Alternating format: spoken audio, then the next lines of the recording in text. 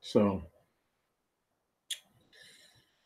as I pull up the rest of these screens, forgive me. Um, Give me 1 second. Whole bunch of screens here. I gotta disseminate which one is the first one I need to get to. Okay, here we are. So we're gonna start.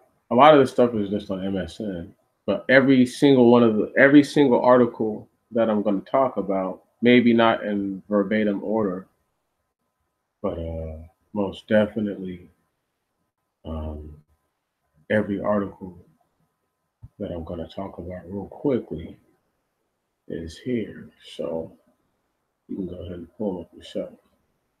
Well, we'll just go ahead and do this. Sorry. There we go.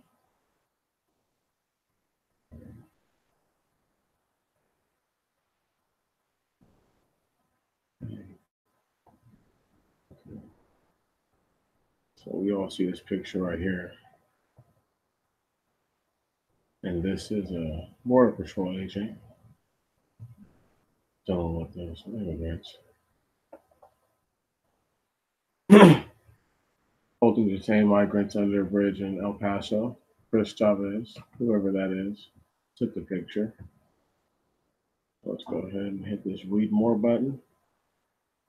Washington Department of Homeland Security Secretary Christian Nielsen will ask Congress for authority to deport unaccompanied migrant children more quickly, to hold families seeking asylum in detention until their cases are decided, and to allow immigrants to apply for asylum from their home countries, according to a copy of the request obtained by NBC News. In a letter to Congress, Nielsen said she will be seeking a legislative proposal in the coming days to address what she called the root causes of the emergency that has led to a spike in border crossings in recent weeks. The letter has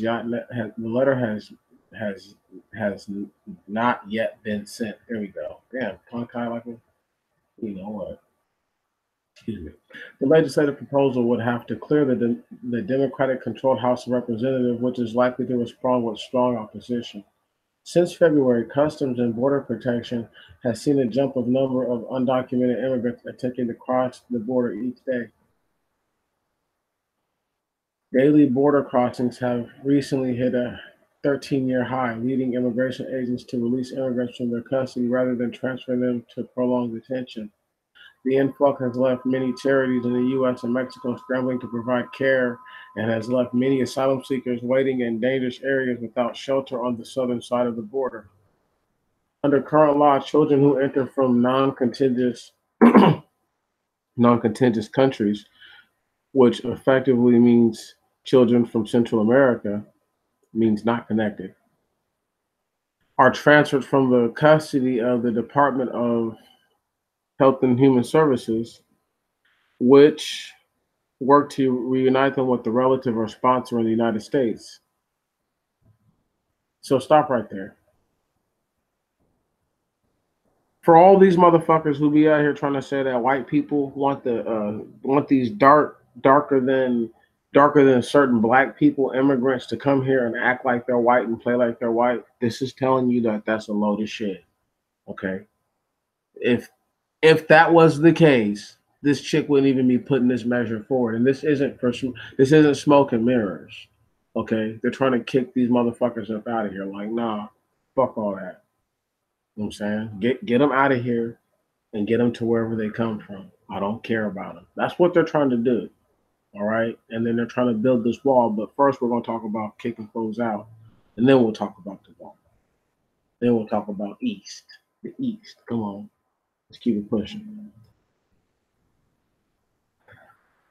And under a federal court agreement, immigrant families with children cannot be detained longer than 20 days. Stop right here.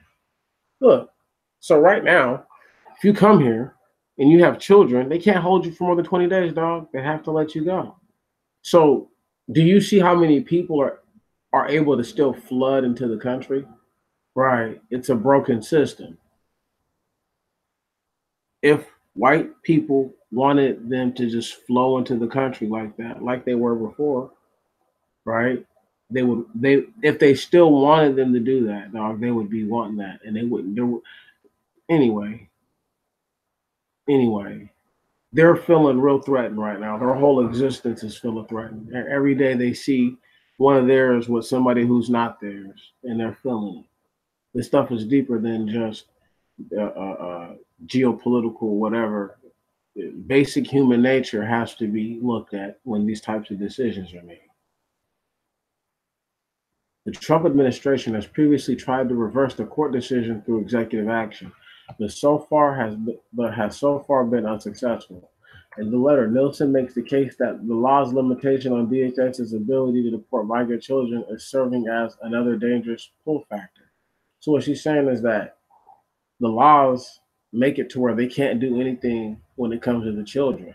Right. So it makes it to where people still come here and with their babies. We'll have the anchor baby here. Once again, this shit is deep. The result is that hundreds of Central American children come into our custody each day,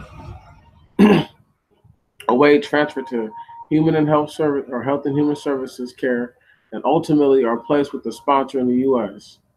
Nielsen said in a letter, which is expected to be sent to the members of Congress on Thursday night. The letter also indicates that the Trump administration will be requesting emergency funds to deal with the migrant flow, including what Nielsen predicts to be thousands of shelter beds for unaccompanied migrant children. HHS, the agency responsible for sheltering children who arrive at the border without a parent, is still approaching its maximum capacity and will very likely require thousands of additional beds in the coming weeks and months. Nielsen said the letter that the exact dollar amount of the request is still being worked out with the Office of Management and Budget, but a senior administration told NBC that the request is likely to be in the hundreds of thousands of dollars. The funding will also cover more medical teams and vehicles to transport immigrants. Following the deaths of immigrants at the custody of CPB agents who were not able to provide care in time. Let's stop right here. Customs and Border Patrol. That's who CPB is. Customs and Border Patrol. That is who the CPB is. I'm going to go and move to this next one. And this is just an article in limbo, so we might read all of it, we might not. But it's not super duper long, but it's got some length to it, so we'll see how we feel. But anyway, let's just elaborate on what we just read. This is the next one. Let's go back to this real quick. Make sure it's still open. Yeah. So several things I'll talk about with this. Number one is if I was a dude who was running for president again for 2020, and I wanted my base to believe that I was really doing my job and I was really doing what I was saying. And once again, let's say my base is angry white people, no matter what their age is, no matter what their income is, right? This is the type of stuff that they can handle. There's plenty of cheap labor here in the U.S. already. We don't need to bring more people in that we have to raise up to be cheap labor, right on? Who eventually may say, you know what? I don't want that lot in life. So for them to curtail that, they have to stop bringing the people in here. I'm sure that the people that they're allowing to be sponsors are people of a specific type of ilk and of a specific type of mindset. So that way these children grow up to think and act a certain way. Subservient being the most important thing. Right. You always need somebody to carry your water for you. I'm trying to tell you when you're wicked like these folks. But let's just go ahead and let's just talk about what it is. If you're D Treasy and you need to get back in, building well, really pushing to get the wall built is a good thing. So far, no collusion.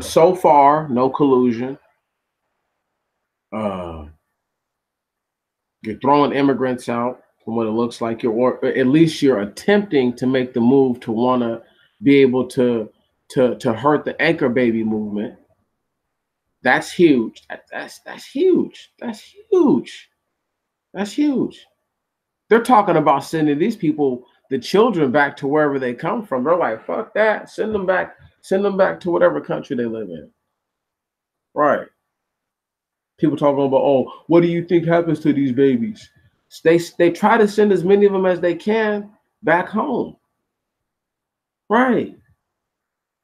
Everybody's not Angelina Jolie adopting 13 kids from Africa and all over the world and shit. That's not how the world works, y'all. Like, you know what I mean? And I just need to stress this part right here. Because if people really don't understand that they're trying to kick people up out of here, there's a reason why the ID Act of 2020 is going to be a crucial thing. It's going to slow down so much of it's going to slow down some travel for anybody who's pretty much not documented.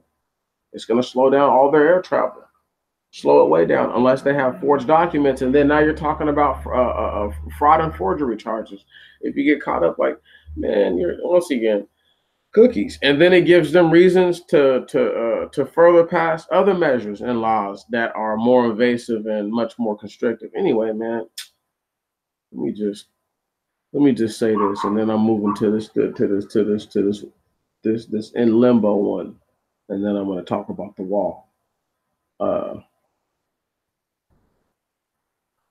When you have a situation where a person is she's trying to put forth a bill, right on, and hopefully they ratify it and make it an act.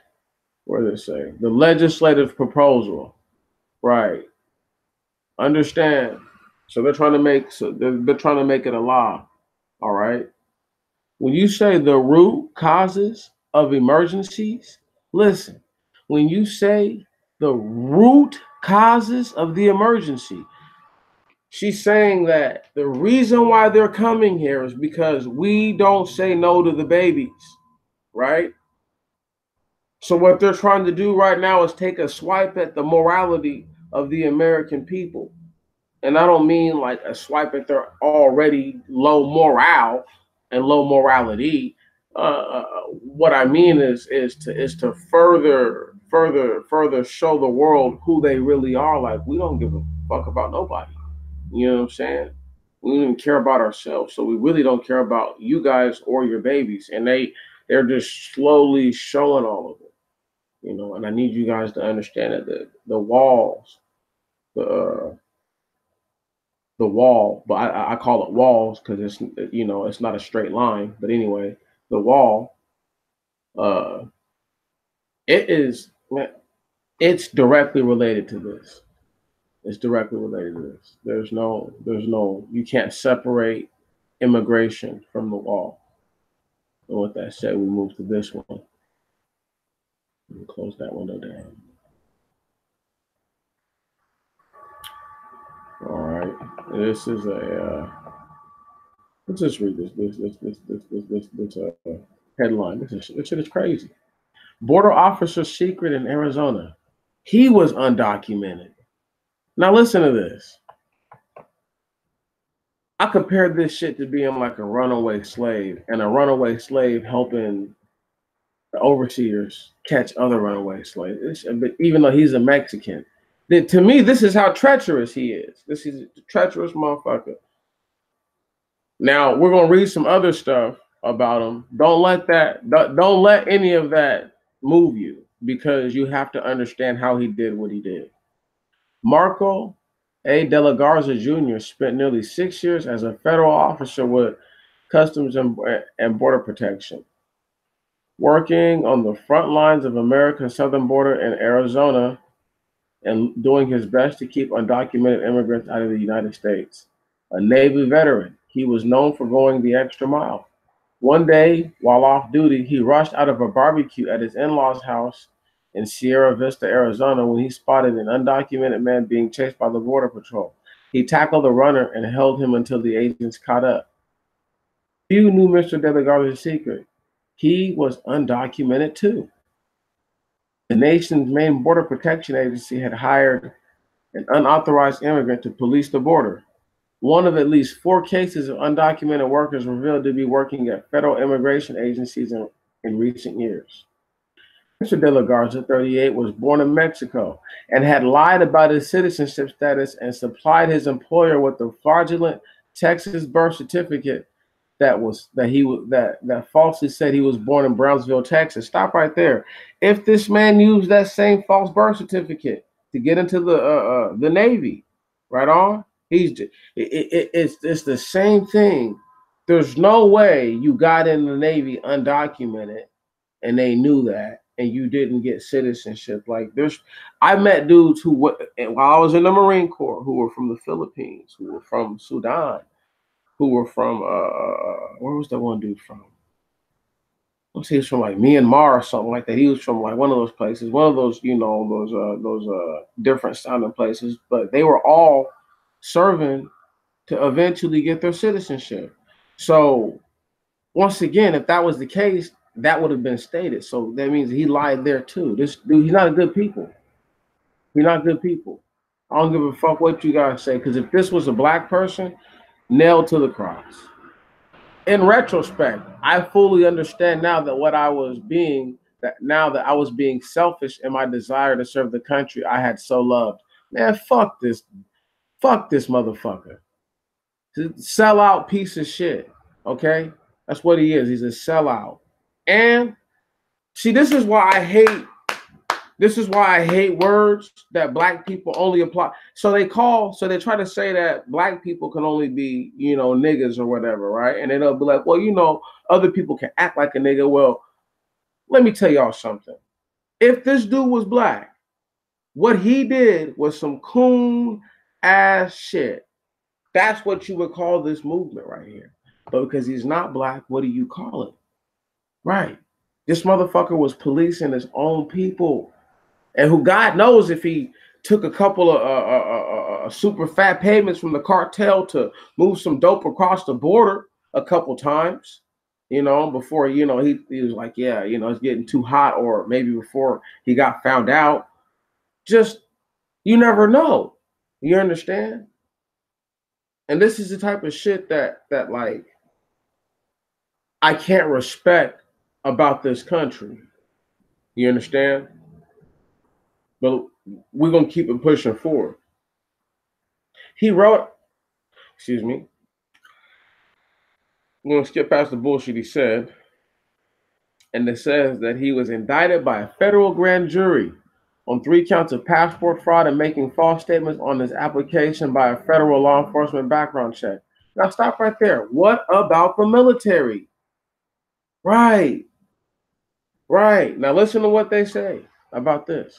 Mr. De La Garza agreed to plead guilty to 1 count of passport fraud, and 2 other counts were dropped. On Thursday, he was sentenced in federal district court in Tucson to 1 year of probation and a $1,000 fine. Judge Renner C. Collins said his service to the country ought to count for something. What? Hold on. This dude was an undocumented illegal serving. You don't know what he did to undermine the Navy while he was there. A lot of the time, the dudes who are doing the most, right, are doing that so that way they can cover up the bullshit that they're doing, unless they're really about that life. I'm trying to tell y'all something right now, man.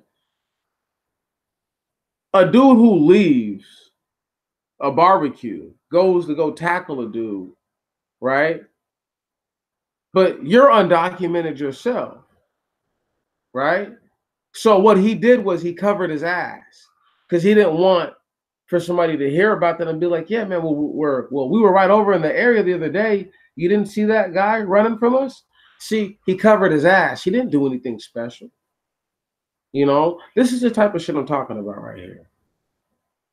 But don't worry though. He's not, he somehow, right? This is a year of probation, $1,000 fine, right? Not getting deported. So I need y'all to understand. They've already made their bones with who they want to keep in this motherfucker. All right. If they don't got people like that who will hold the water, and this is why I was talking about people who will hold the water, carry the water for you, because he's a water carrier. And see, this is why I say,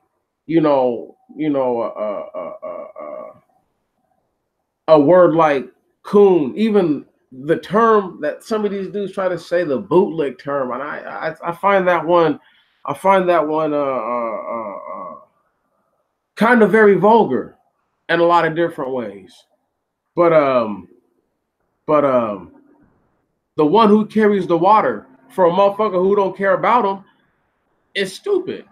And there's people who carry water for people and don't even realize they're carrying water for them. So we all carry water for somebody. I'd rather willingly carry the water, though. Can you dig that? And not have been fooled or duped into it.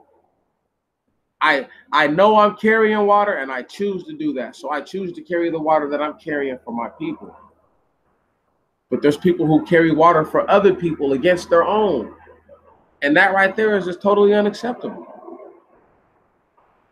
Now, with all that said, with all that put forward, we'll keep it pushing. Before the briefing, Mr. De La Garza was surrounded by two friends and relatives, including his two daughters, ages 2 and 4, who are United States citizens, anchor babies. He stood quietly before the judge dressed in a black suit. The Trump administration had pushed employers to stop hiring undocumented workers, urging the use of electronic verification tools and document checks, conducting hundreds of workplace raids to arrest and deport unauthorized immigrants. The fact that one was working in its own federal rank showed the difficulty of ascertaining work status in a nation where the labor of immigrants is considered crucial in many industries. There are an estimated 11 million undocumented immigrants in the country, illegal aliens in the country. Federal authorities also must field a workforce that by design reflects the heavily Hispanic communities across the Southwest that they are expected to police. So what they're saying right now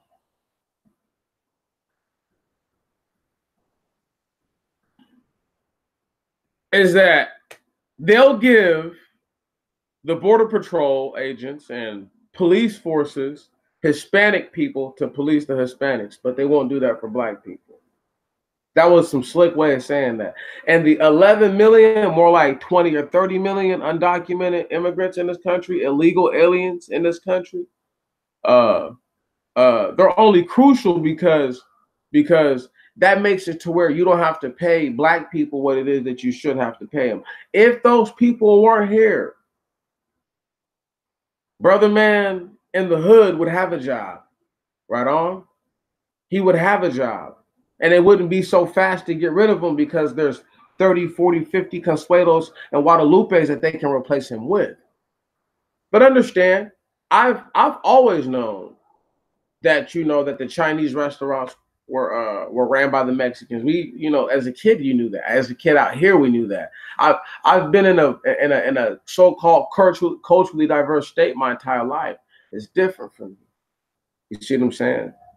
So when I look at these type of situations and I see these things, and especially in my own life being affected by where the hiring manager is Asian and he hires all the Asian people that had applications in of a few of the Mexicans and a couple of the white dudes, and the only black person to get hired is the half black person. And all the other niggas is now still looking for work, type of shit. So it's everybody carries waters for these motherfuckers. You feel me?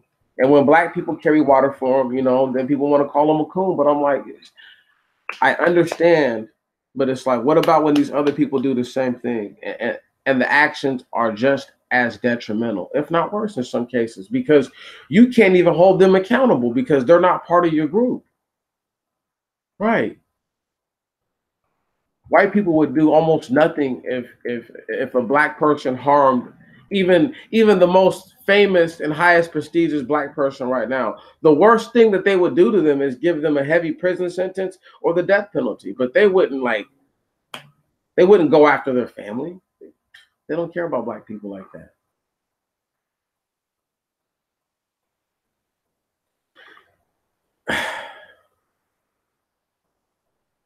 Asians sometimes have relatives, friends, and neighbors who they know or suspect are undocumented.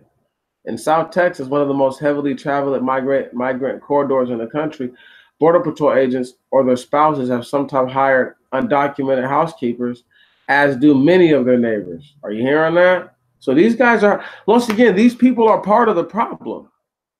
The same people who are supposed to be policing this shit are part of the fucking problem. Dog, this is why they criticize Trump so much, because they're like, this nigga has hella motherfucking undocumented motherfuckers in his shit. And they're like, bruh, how can you even come at the situation like that? But really, if you really take a step back and look at it, it's not. If I was him, I can't, as the president, you can't say, well, I didn't let these people in the country, but and the reality is I didn't let them in here. And if they're going to do the work because I need the work done, then fuck it, let it be done. But that can't be said. You feel me? Right. And they also can't say, once again, he can't turn around and say, well, I don't want to empower too many black people, you know, and fill their pockets up and do for black people what any level of decency done to black people at the smallest level, they apply that to the entire group.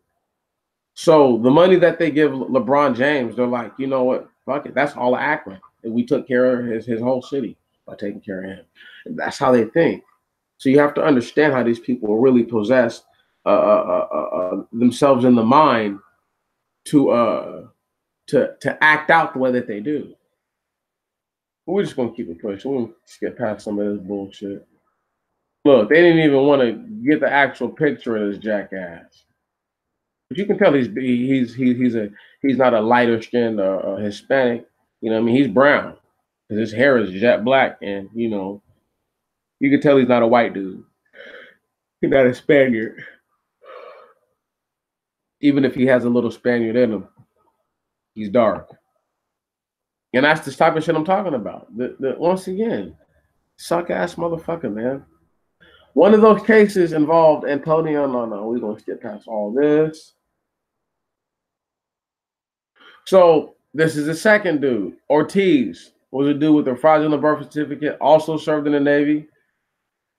He also worked at the Border Patrol, got involved along with another agent in human smuggling, transporting migrants from money into the U.S. Come on.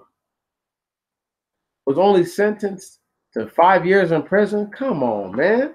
The dude was, this is the type of shit I'm talking about, y'all. Trump understands the dichotomy of all this. He gets it. He's like, okay, you get rid of the babies, right?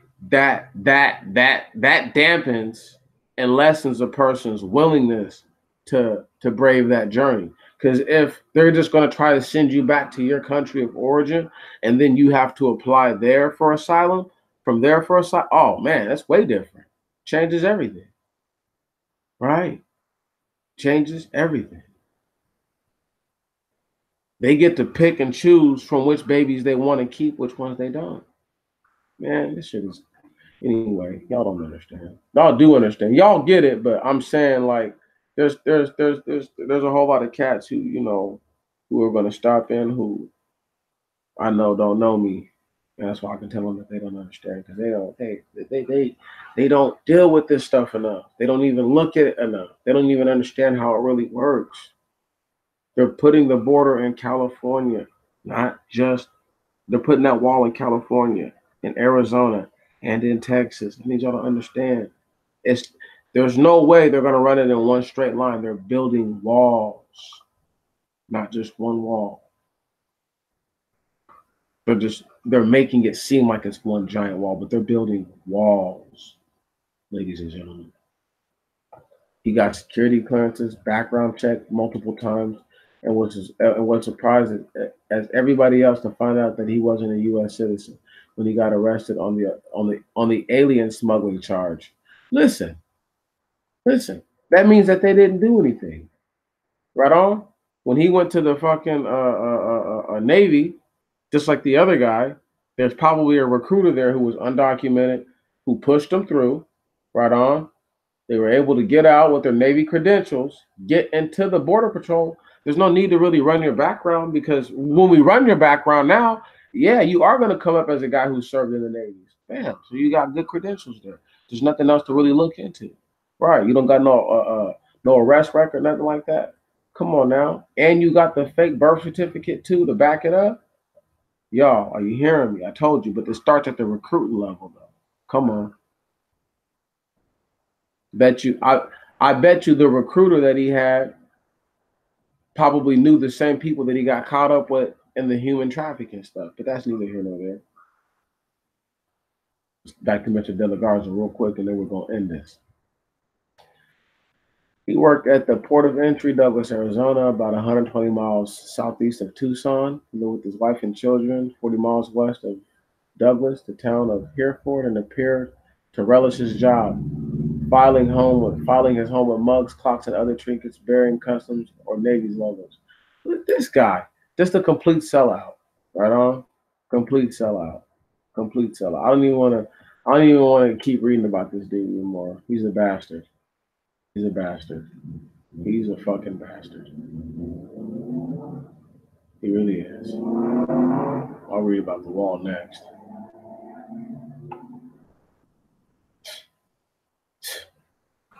Give me a second. That just I've already read most of that article, you know what I mean? I think like the only part I didn't read was like the very like last paragraph the other day. And I just don't feel like stomaching any more of what he's done. That it doesn't make any sense how he's even still allowed to be here. How the other guy wants to get how you only get 5 years for human trafficking, dog. How do they promote it to be so important if you're gonna be so lenient towards the people who are committing these fucking egregious acts that break people's souls, dog? We're not talking about, oh, he's just helping people get over here who want to get to work. No, he's bringing in young ladies, okay, and boys who are going to be turned into sex slaves, worker slaves, all kinds of shit. All right, people who are going to come here and their organs end up on the black market. Come on, man. Come on, man. And it's just a fact that I have to talk about all this because everybody's like, what's this got to do with us as black people? Look, as long as this environment here is sick, okay, that means that we can never ever be completely well. We can never ever be completely well. We're all a little sick like that. Not like what they do, but we all have issues. And so I don't give a damn what anybody says. I know it for a fact. Everybody has something to them, no matter how minor it is. There's something about them where you're like, oh, okay, there we go. That's the quirky side to them, so to speak, and that's the truth. But it's because we live in a land where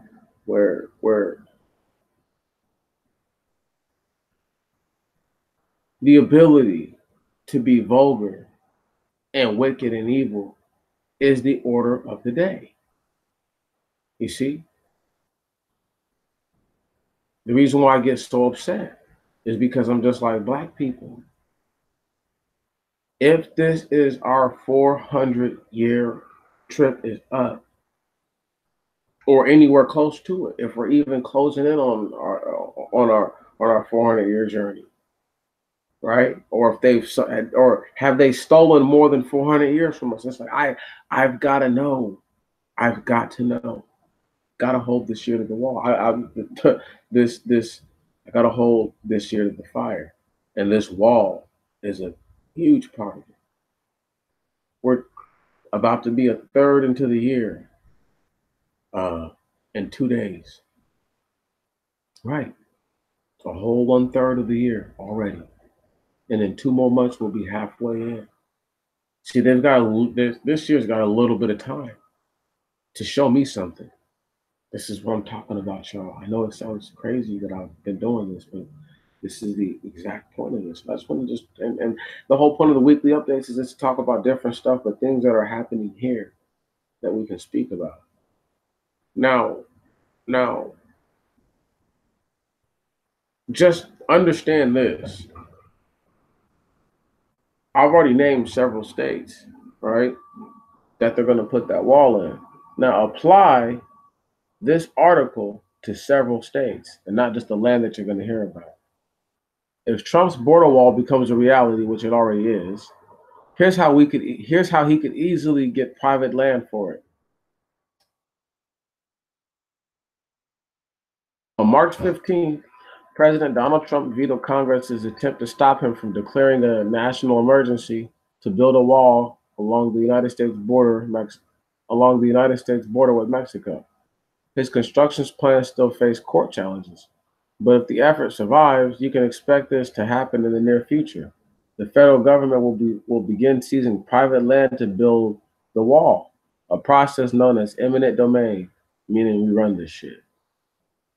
It's a fundamental power laid out in the Fifth Amendment. The government can take your land to build public works, but it has to pay you just compensation, the amount that a willing buyer would pay to a willing seller to purchase the property.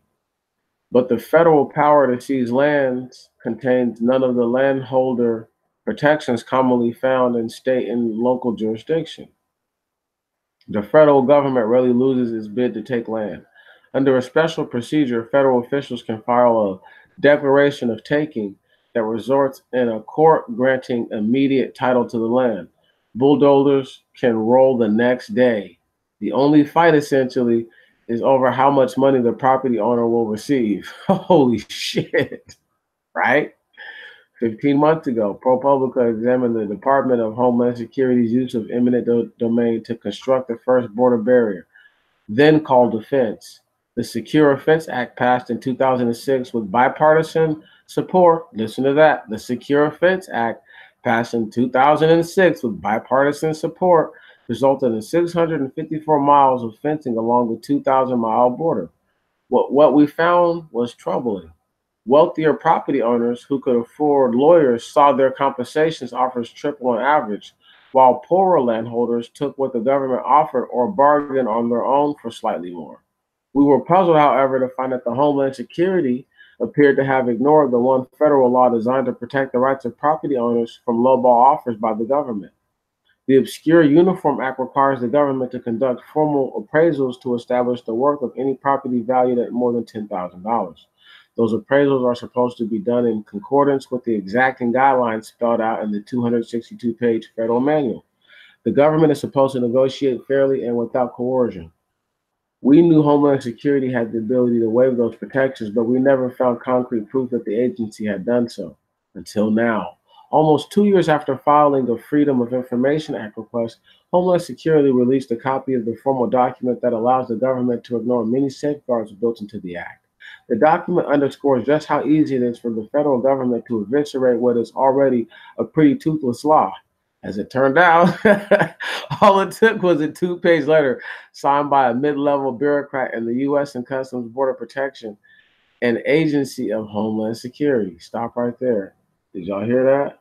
Okay, then let's keep it pushing. Here's a look at the letter and the protections that it stripped away. Nothing would stop the Trump administration from doing the exact same thing today. Congress has taken no action to reform the Uniform Act or the Declaration of Taking, despite the law's controversial past. I need y'all to understand what is on its way, because this shit is about to get funky. Congress passed the law setting December 31st, 2008 as the deadline to complete construction on the $2.4 billion fence. The CPB used the artificial date as the reason to rush land negotiations. The Uniform Act is already weak. Nobody is allowed to sue to enforce its standards. For instance, the waiver further sapped away nobody is allowed to sue to enforce its standards. For instance, the waiver further sapped it of power. Is that it? Let me see. My screen is a little dirty. Okay. The for instance, and there's a period there. I was like, why is it? And I see the capital T, so don't get it wrong, but still. However, so they're just pretty much saying this right here, is that these fucking border agents, right, when they got the money, listen, so they did the hustle move way back in 2006, okay? and they hustled the government for $2.4 billion, which is why they didn't want to give Trump no money, because they're like, we tried this shit with customs and these niggas didn't do shit. So we're not about to give you no money, and you're not, and for you to not do shit. But Trump is hella serious, so this is why they're actually like, oh, whoa, whoa, whoa, whoa, whoa, this isn't the normal merry-go-round. Oh no, hold on, slow it down. Slow it down. Nope. You know what I'm saying? So I love it. The Uniform Act is already weak. Nobody is allowed to sue to enforce its standards, for instance. That's just letting you know. You can't even sue to enforce the standards of the Uniform Act. So it's Bammer. Right. The waiver for the sapted of power. I love it. It's like, look, when you fucking hit the waiver on it, right? Like, look, it's done. It made it useless. It's done. In order to ignore the provision of the Uniform Act, an agency official has to declare the waiver does not reduce any assistance or protection provided to an owner or displaced person. You might think that gutting the law would do just that, but as a property owner or as an American citizen, you have no right to contest the determination. Some see Trump's declaration of a national emergency as extreme. Back in 2006, CPB called the construction of a fence the matter of the highest national security, which justified running roughshod over the over the Uniform Act. These guys are so funny in this article. I love it. Here's the meat of the waiver. No need for a lot of documentation regarding your land's value, and negotiations are capped at 30 days. After that, CPB cuts the check and takes possession of the property. CPB arbitrarily raised the threshold for conducting a full appraisal to $50,000. That may seem like a small amount to home buyers on the coast, but most of the land was seized in Texas. But most of the land was in Texas, poverty-stricken the Rio Grande Valley. By raising the cap to 50,000, the government did not have to conduct a formal appraisal for more than 90% of the properties, often ranch or agricultural land. So stop right there. So they're saying like somebody who lives out to the coast, away from the border, they're like, you could never appraise my shit for 50,000 dogs just on the low end and just be like, oh, that's, or the high end or the middle end or whatever. No, they're like, you got me fucked up. But because these people live in somewhere where there's no money, for them to be like, we'll cut you a check for, 20 grand, 12 grand, or 30 grand. And really you weren't, yeah, your grandfather and your grandfather's father and all these people owned the land and they did all that. And sure, whatever. Nobody gives a fuck. You know what I'm saying? Because at the end of the day, we need that. Just like I read to y'all, you feel me? They can have bulldozers in there the next day and be looking at you like Wacko off of the Animaniacs with their motherfucking tongue out, looking crazy as hell. I'm trying to tell you, man, these dudes are something else. Let's keep it reading. To ensure fairness, the Uniform Act requires a second government official to review the proposed purchase price, which is just some other dirty bastard on the payroll. The waiver allowed the second evaluation to skip on rigor. I love it. I love it. In this case, the agency official who signed the waiver was Greg Gibbons, who had a distinguished 35-year public service career. Apparently not that distinguished. Gibbons managed the construction of the fence. Afterwards, he became the top contracting official at the Department of Veteran Affairs. Now retired, he works as a partner of the Potomac Ridge Consulting, which helps companies win government contracts. He's a fucking lobbyist now. Oh yeah, this shit is, I love it. I love it. I loved it. I couldn't get enough. We're gonna talk about some stuff with the back east, with the Chinese. But first, I'm gonna give this a break. This is too funny, and I gotta just laugh it off for a second. Cause oh man, this shit is fucking. What's popping, bro? What's popping, family?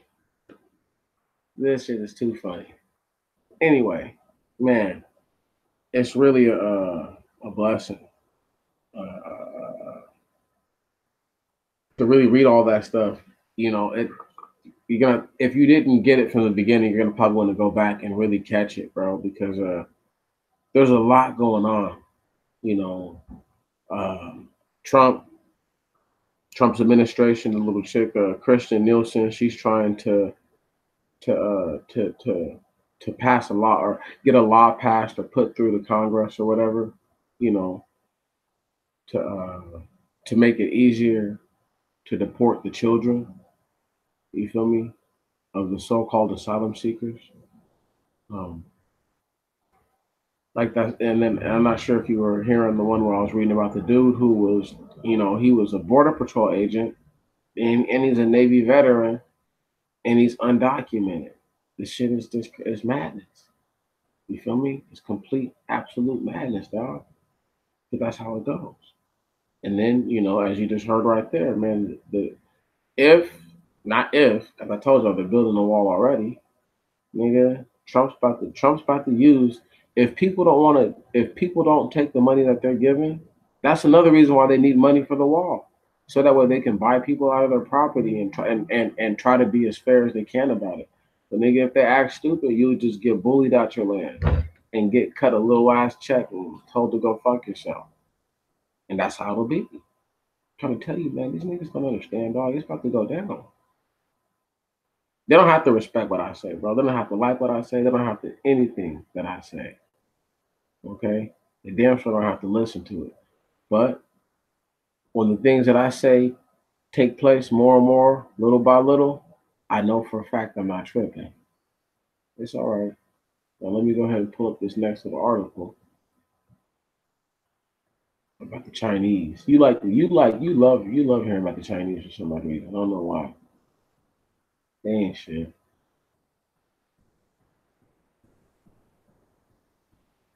One second. Here we go. Hey.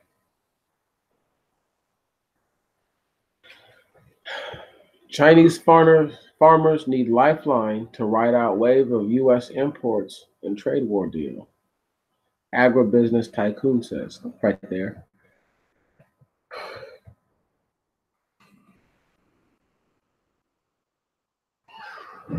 What you just heard was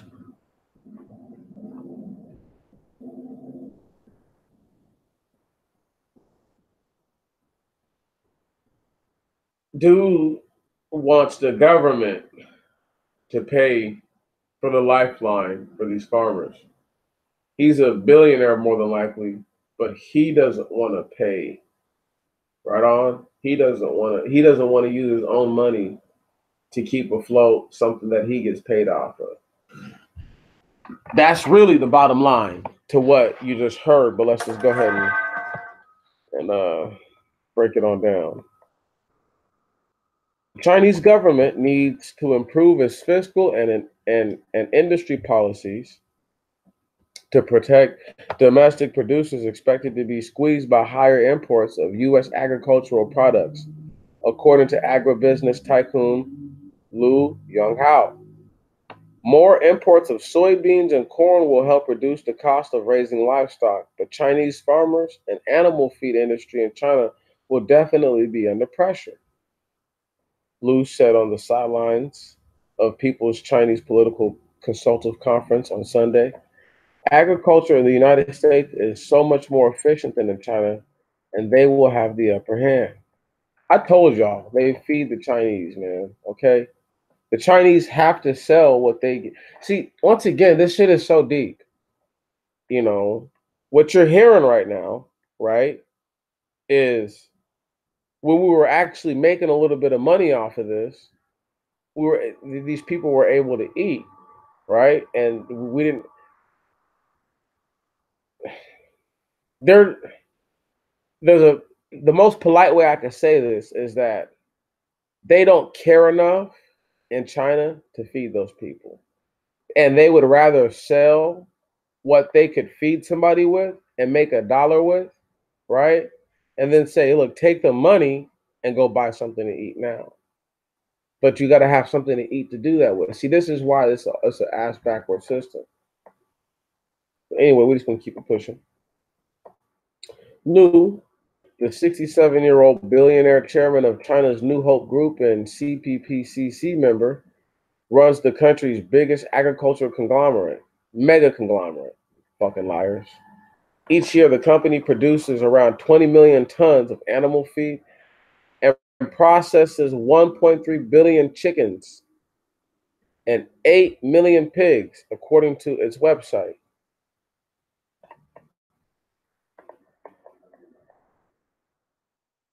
$1.3 billion chickens? That's a crazy amount of chicken. His comments echo concerns about whether China can maintain a balanced farming structure to ensure food security as it prepares to buy more American farm products as part of concessions to end the country's long-running trade war with the United States.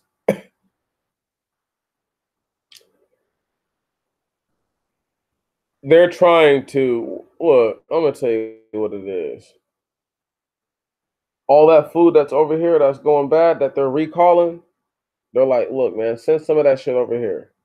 All right, we'll buy it up off of you. We'll actually buy it. You don't have to give it to us.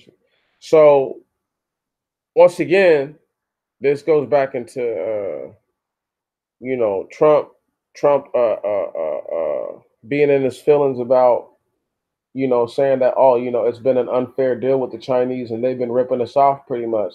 This goes into stuff like that, but this goes back into what me and Tammy had talked about a few videos ago, and there was just a little conversation we had where I was talking about how the food really was it was like worthless, and it's like here I go, in just that little bit of time, I stand corrected where Trump's like, nah, fuck that, we got to get something off of it. So just just notice how little just notice how I bring these things up. At least I talk about them.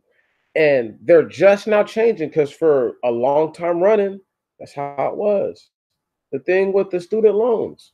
For years it was the way that I was saying it was. And then it just changed, a few months ago in December. So it's just one of those things where we're seeing the change of things that have normally been the way that they are. The Chinese were able to eat really good, make a shit ton of money. Trump is like, slow down, dog. You guys gonna give me some money for some of this food. We're not just about to be feeding you guys, and then you guys are saying that, well, we owe you all this money, but what about all the intellectual property that you stolen? This that. There's so many different ways to look at it. Okay, that once again, man, the damage is already done from the so-called trade war. There's been so many businesses affected by this trade war, so it doesn't matter. Think about all the places that have closed, right on, that have actually been hurt by this because there was Chinese businesses that they were doing business with, but because the tariffs increased so much, motherfuckers is like, oh, this shit is crazy. We're done.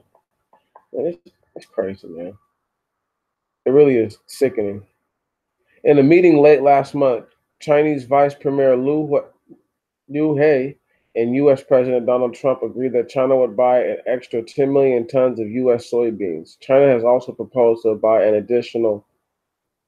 additional 30 billion U.S. dollars a year of agricultural products, including soybeans, corn, wheat, on top of pre-trade war levels.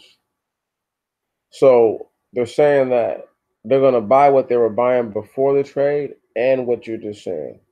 Now, understand. That's going to help out these farmers who get all these recalls here and shit, right on. But they got things that are safe here that don't get recalled too much. You feel me? The wheat. There's every once in a while there's like a products that have wheat in them that I'm saying they'll get pulled from the shelves. Corn every once in a while will get fucked up. Soybeans every once in a while will get fucked up, but just not so much.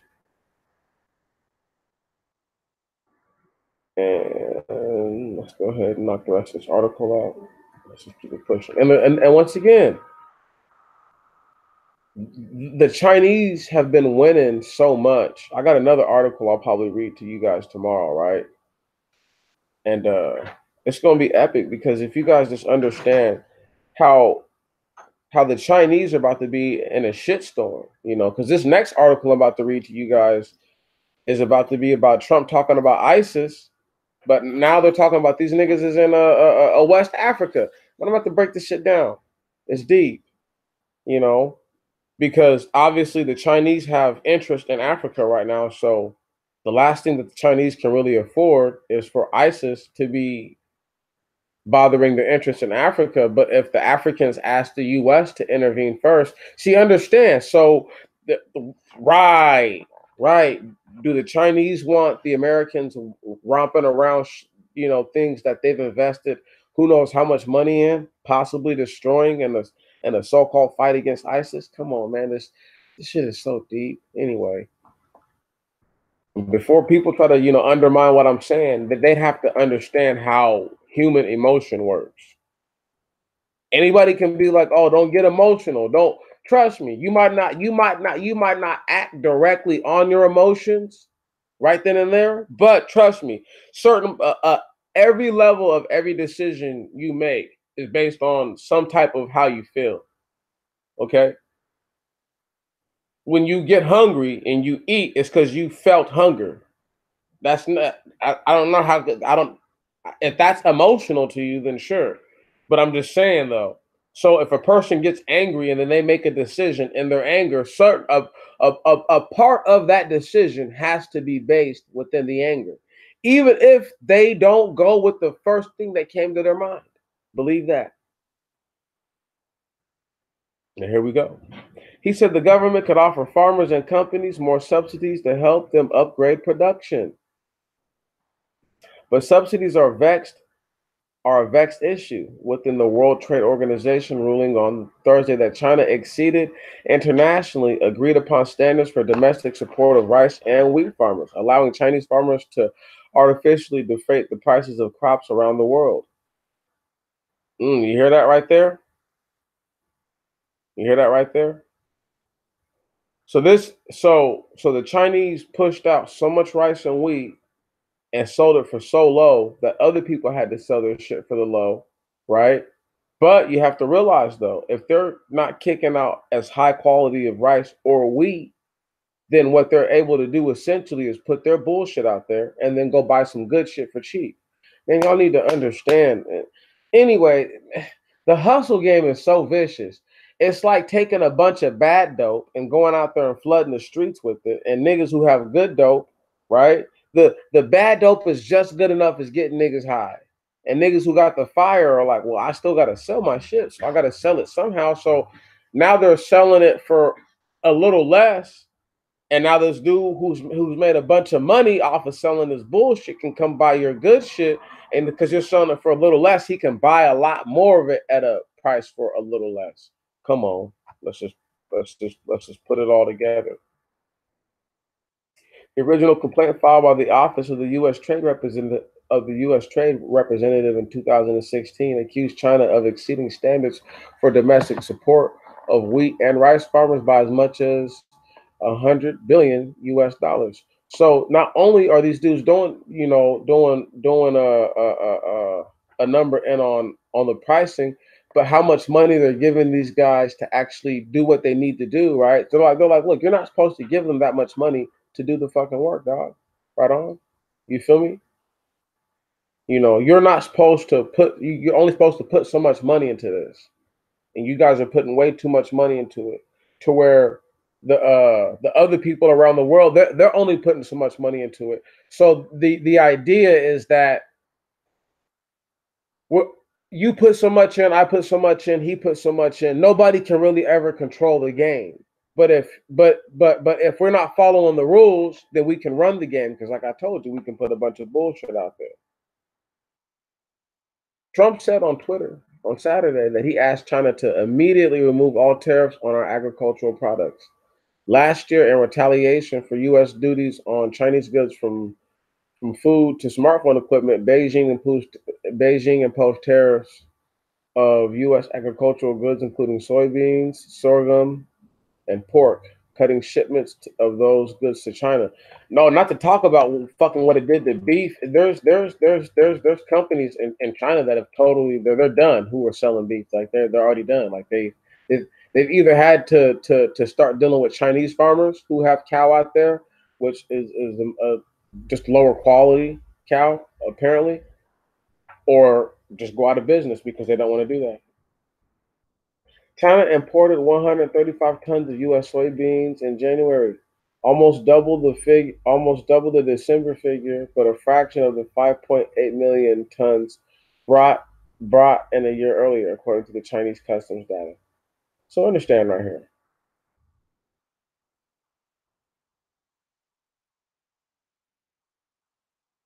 It's been hurting everybody. Right on.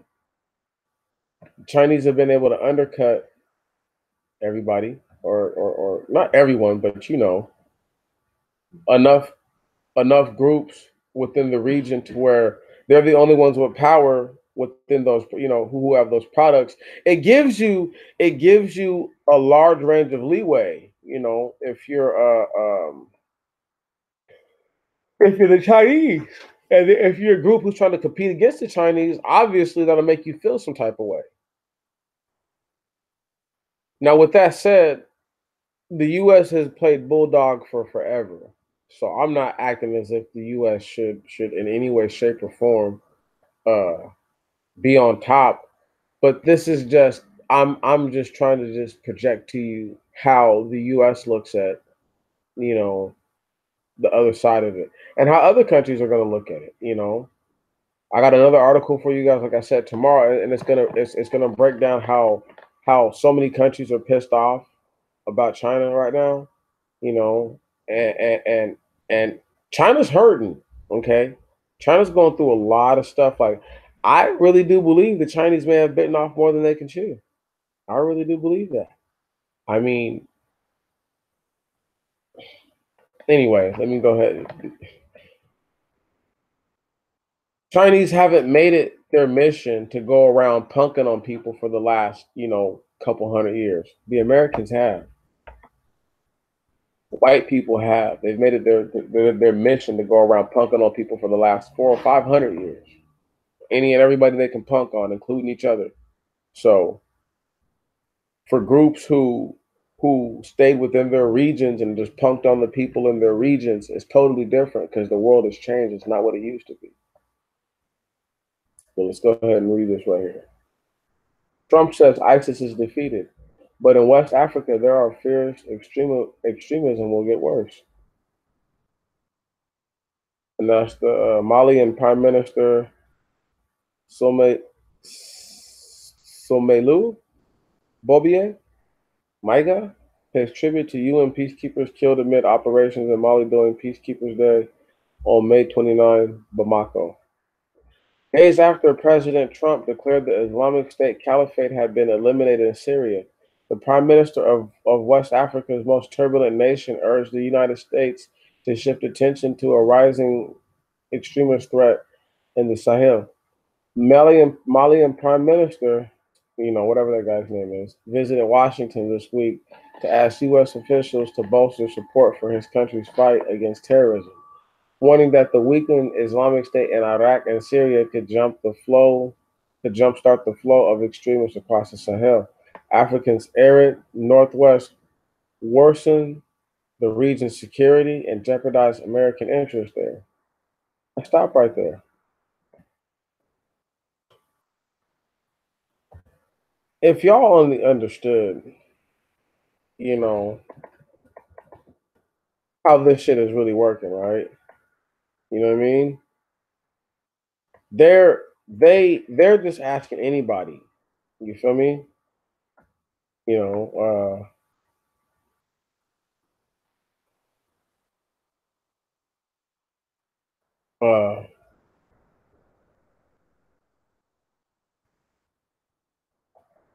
it's just there's a whole bunch of Chinese expats who live there. You know what I mean? There's a bunch of people who live there. You know, so it's just one of those things. As y'all got to see me, put it in real quick. But back to our article. And I just had to look that up. Obviously, the Chinese and Mali, just to make sure that I wasn't tripping, like I had done so earlier. But do you guys see that right there? How it says that the the Chinese are winning over the U.S. as far as the relations are concerned. But right here is saying that the dude is asking the U.S. to come. Do y'all understand what the fuck I'm trying to say to you right now? Eventually, because Africa has become the new focal point for a lot of this energy, and South America. You got to worry about no extremists in South America like that. But there are extremists in Africa. Right. There are Chinese people in Africa. Right. At what level will this shit not bump heads, y'all? Man, this shit is deep. Like when I say this shit is deep, this shit is deep. I know we all think it's just a whole bunch of people playing games, but some of these people hate each other. Some of them don't get along. Some of them hate each other. I would say when you see these people on TV, 99% of what they're doing is just acting. 1% of the time we'll see them do some real shit. And that's normally the stuff that's off script, you know, like totally unexpected. Like when Obama exposed himself for not believing in the Most High, when he was like, do you believe what the Bible says in Leviticus, that you should stone your children? You know what I mean? If they're unrighteous, pretty much. Did you hear that? You see what I'm saying? Like people will expose themselves. But anyway, man, this shit is deep. Let's just keep reading. Extremist group including no. Let's go back. Who was this?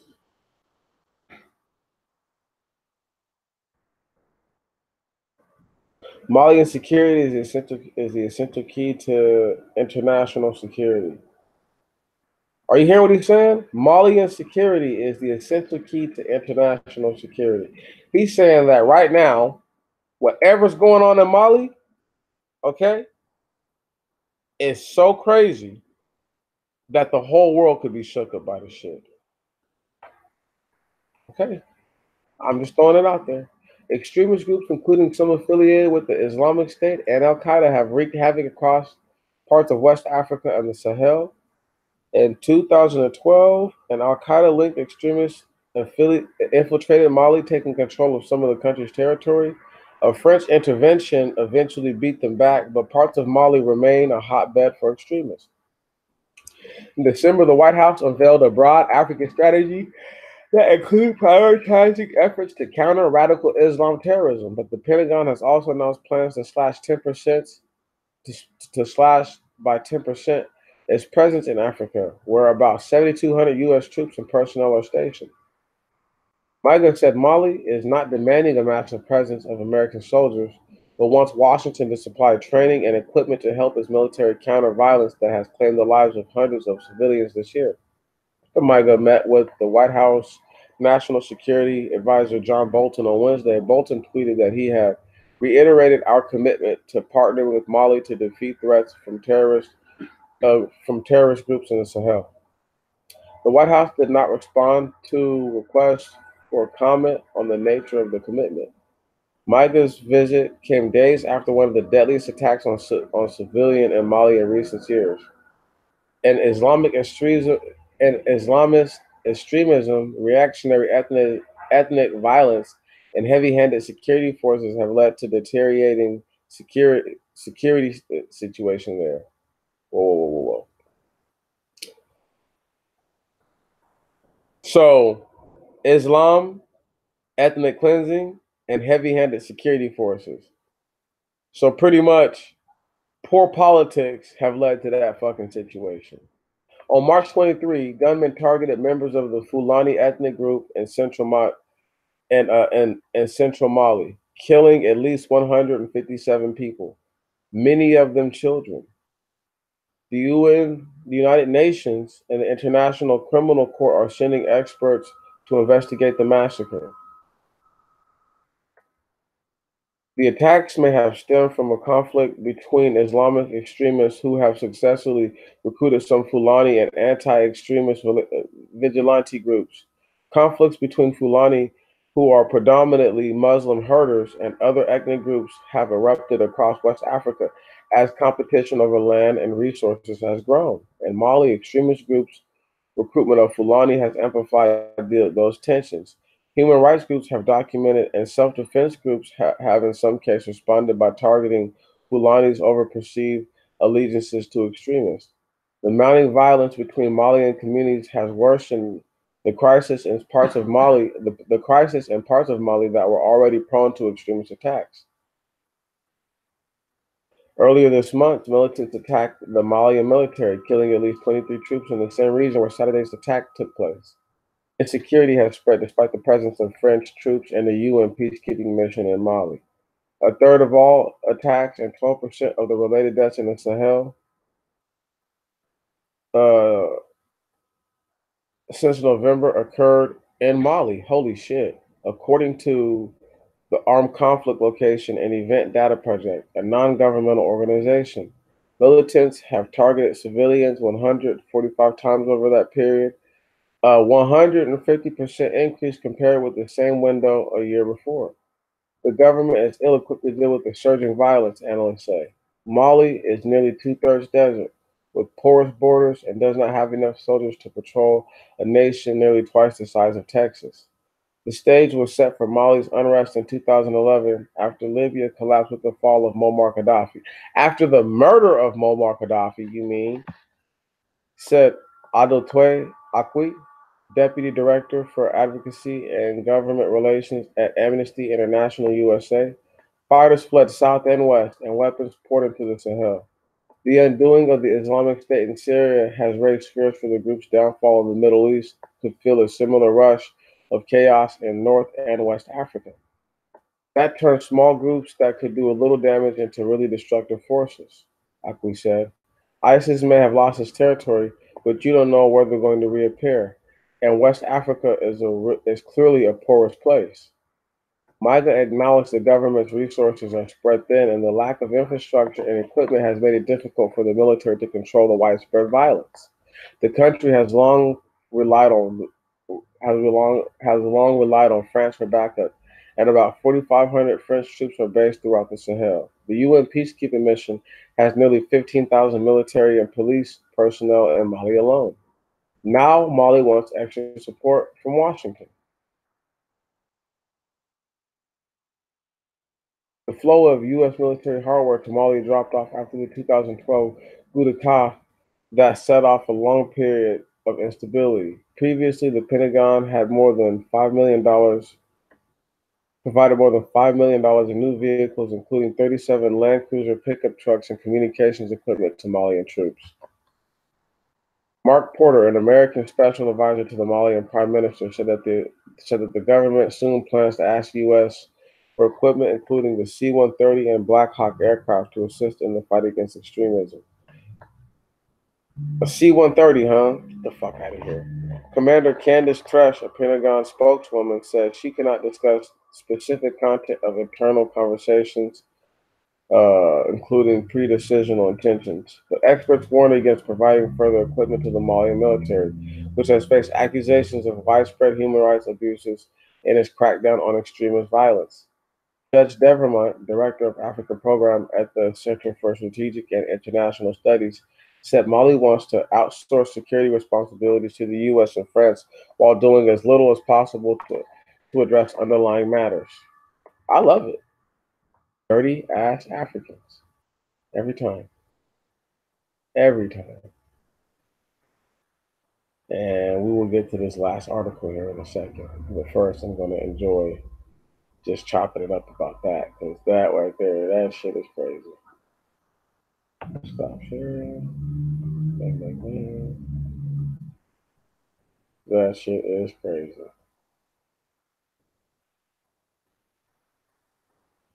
You know. So check this out, y'all.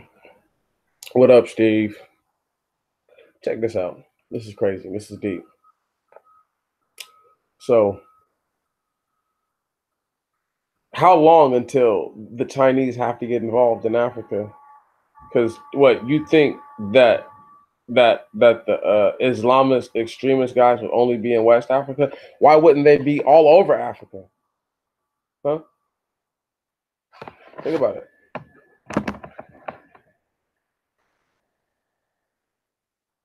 Think about it. Why wouldn't they be all over? That's just one of those things. Why wouldn't they be all over? There's no need for them not to be.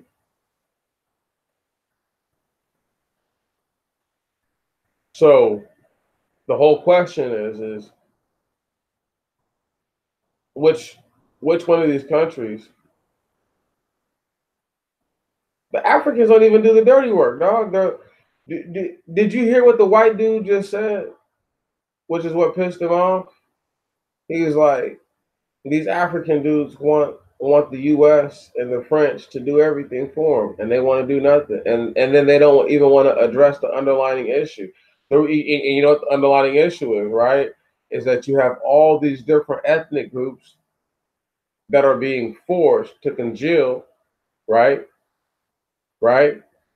And you are allowing people to come into your country and undermine the stability of it because one ethnic group might see the struggle of these so-called Islamic dudes, like the Fulsani or the whatever their name is, because they might see like, you know what, I understand why these guys are over there blowing shit up and shooting stuff up, which to me is nonsense because there's nothing to really understand about that. But that's how it goes, gentlemen. You know, this is the truth. They just carry the water, dog. You feel me? The dirty work they do is they get money to feed the people with, and then a white man will say, "Hey, you know what you should do? You shouldn't even do that.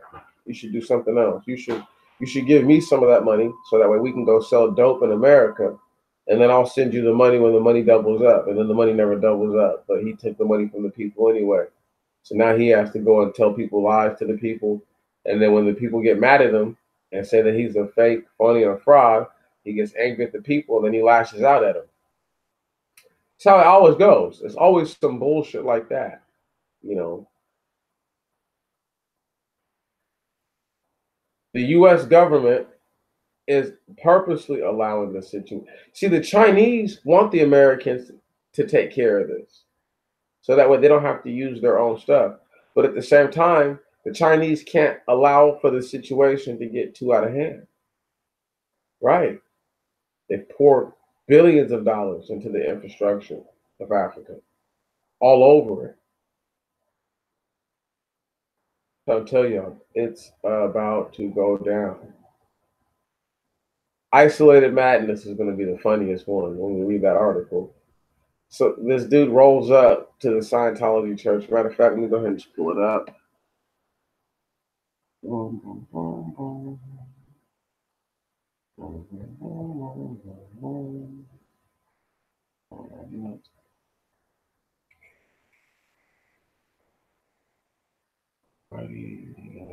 Here we are, gentlemen. This is the last thing, and then you guys can go to sleep or whatever it is that you guys got to do today. You know, and I'll probably be doing another one of these. You know, but it'll be some biblical stuff later tomorrow, today for you, Martin, because you're already into the so-called new day. Whew. Excuse me. Okay, so let's go ahead and bring this back. See if I can't turn this up. We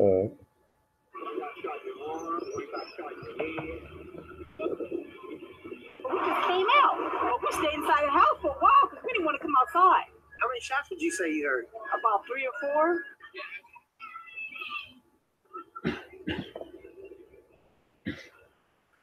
And all the police came at once. Stop right there. Okay. Bam. So, what y'all understand? We're gonna read this, and I'm gonna tell you how those two cops got shot afterwards. Two Inglewood police officers were shot Wednesday while responding to reports of a man with a sword entering the Church of Scientology of Inglewood, authorities said. The suspect died after he was taken to hospital in critical condition. Oh, wow, authorities said. Inglewood Police Lieutenant Neil Cochran said the suspect entered the church at 315 South Market Street wearing a hoodie at about 3:30 p.m., but he did not describe what happened inside. One officer was shot in the hand, the other in the forearm. Neither injury was believed to be life-threatening. No other injuries were reported, according to the Los Angeles County Fire Department. Inglewood Police Lieutenant Oscar Mejia said at a news conference Wednesday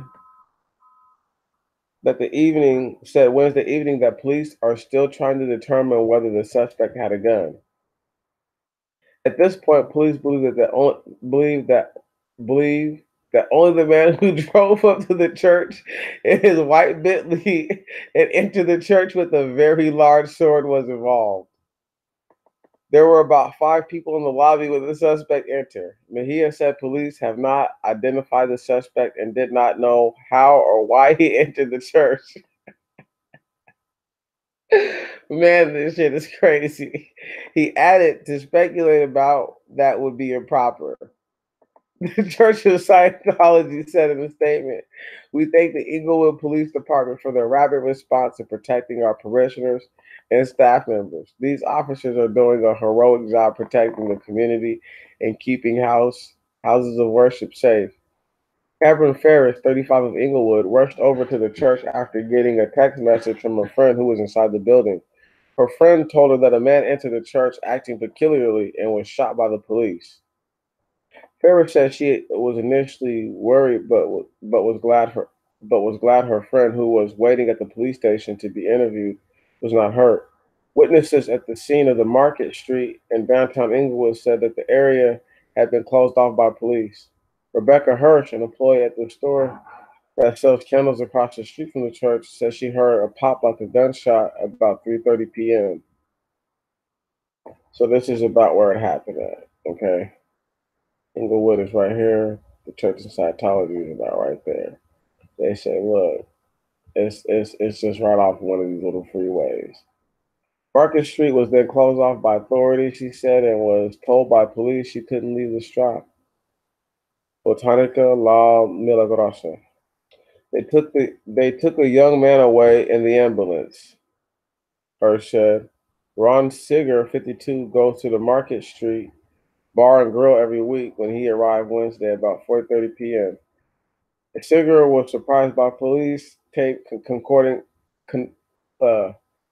off about 3 blocks. "I thought it might have been the bar that was shot up." Sigger said the police presence has been heavy. 2 hours after the incident, about a group of 15 law enforcement officers stood near the corner of Market and Nutwood Street. "The police aren't playing around. All of them are out here," Sigler said. "This is my city. I live in Inglewood. I want to know what happened." This is not the first time a man has entered a Scientology location in Los Angeles County with a sword. This ain't the first time, y'all. On November 23, a former Scientologist, Maria Marderowski, 48, was shot and killed by a security guard after he drove a rented convertible onto the church's ground and converted guards with 2 samurai swords. Marderowski, a Hollywood native, had moved to Oregon several years before the incident, threatened the guards, and said something about revenge, according to the prosecutors. He dropped one sword and started walking back to his car, but then unsheathed the second sword and said he would kill anyone who tried to arrest him. The guard shot him after he ran with the sword at the guards, according to the report. Marderowski said that at least a dozen threatening phone calls to the Scientology offices in Oregon and California, according to the Church of Scientology of Inglewood, along with the nearby Church Community Center, opened in late 2011, according to the church's website. Man, this shit is classic. Okay, two things I want y'all to understand about this. The first and the most major one is that it doesn't identify what the race of this guy is. I think he's white. Okay, personally, I think it's a white dude. I think it's a young white dude. Until they say otherwise. Secondly, they say the police killed him, so he must have caused the commotion before that, unless the police were already around. And now third, here we go. The police shot each other. That's how they got shot. Okay, I've been waiting this whole time to say that. The police shot each other. Chances are, cuz swung the sword and they just started blasting, right? And they missed initially and shot each other and almost got hit with that sword. Almost got fucked up with that sword, you feel me? I'm telling you guys, this shit is crazy. Holy fuck. Don't worry. It's only going to get crazier for places like the Church of Scientology. And since people are showing up to get their Highlander on, you ain't got to worry about them shooting nothing up. Oh my goodness, man. This shit is too funny. Woo. Woo, man, I can't take it, dude. I just can't take it. I mean, this is what I'm talking about.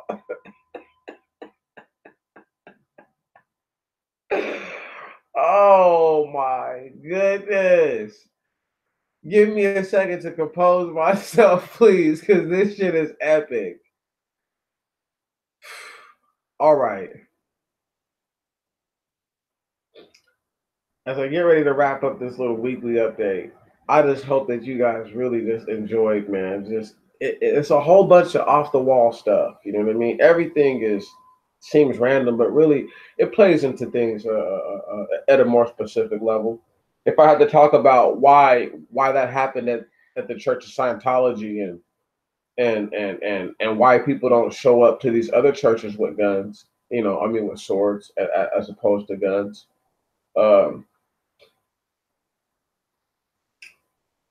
Man, there's so much to it. I'm thinking that these guys want to cut off heads. I'm just gonna just say that politely, and I think a lot of them just lose their nerve once they get there, because if that dude showed up with a very large sword, can you dig it? And he didn't hurt anybody in the lobby.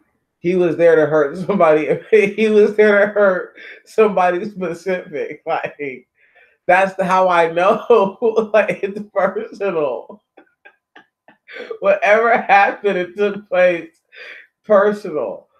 I can dig the movement. This shit is crazy. And that's why I said isolated madness, just so I could talk about that without sounding crazy. Because I read that, and when I say I lost my mind with laughter, I lost my mind with laughter. I laughed so hard it was just too crazy. But y'all, the wall is the most important thing going on right now. That is, man, the bane of our existence, really, in a lot of ways.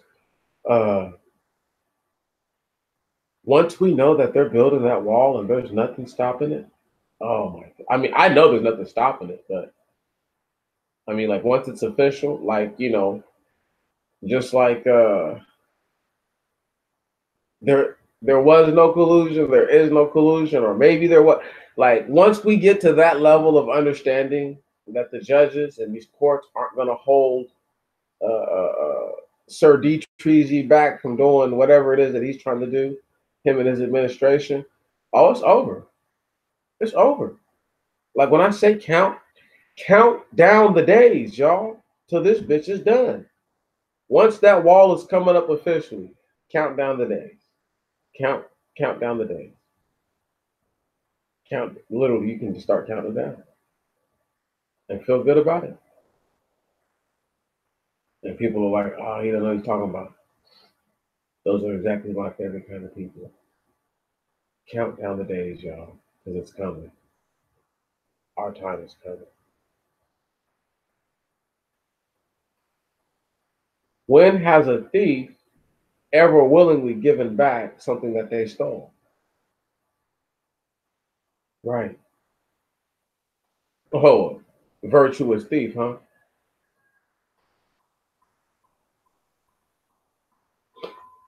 I'm gonna throw this out here to y'all real quick, and then I'm gonna end on this note. Did y'all know the character Robin Hood is actually based on Moor culture?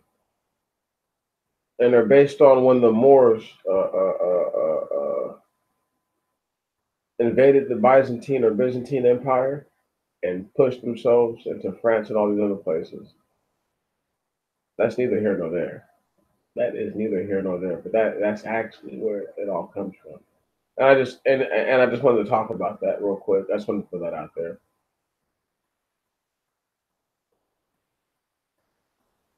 Yeah. Yeah. That's the truth. That's the truth.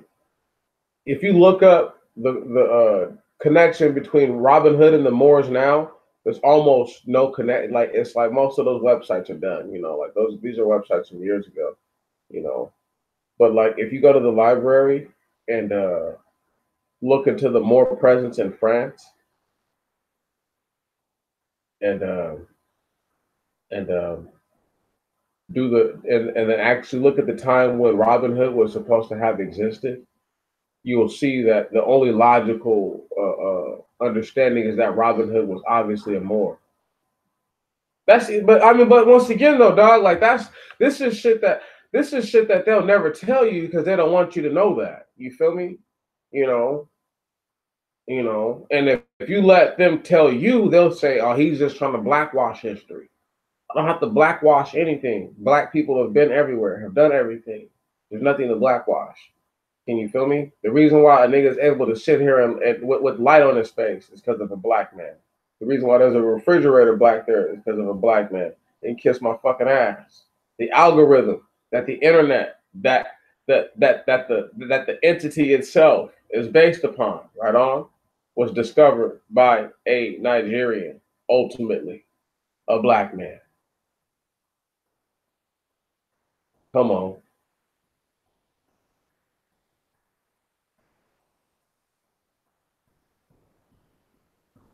Gentlemen, I'm not going to hold too much of you guys today, man.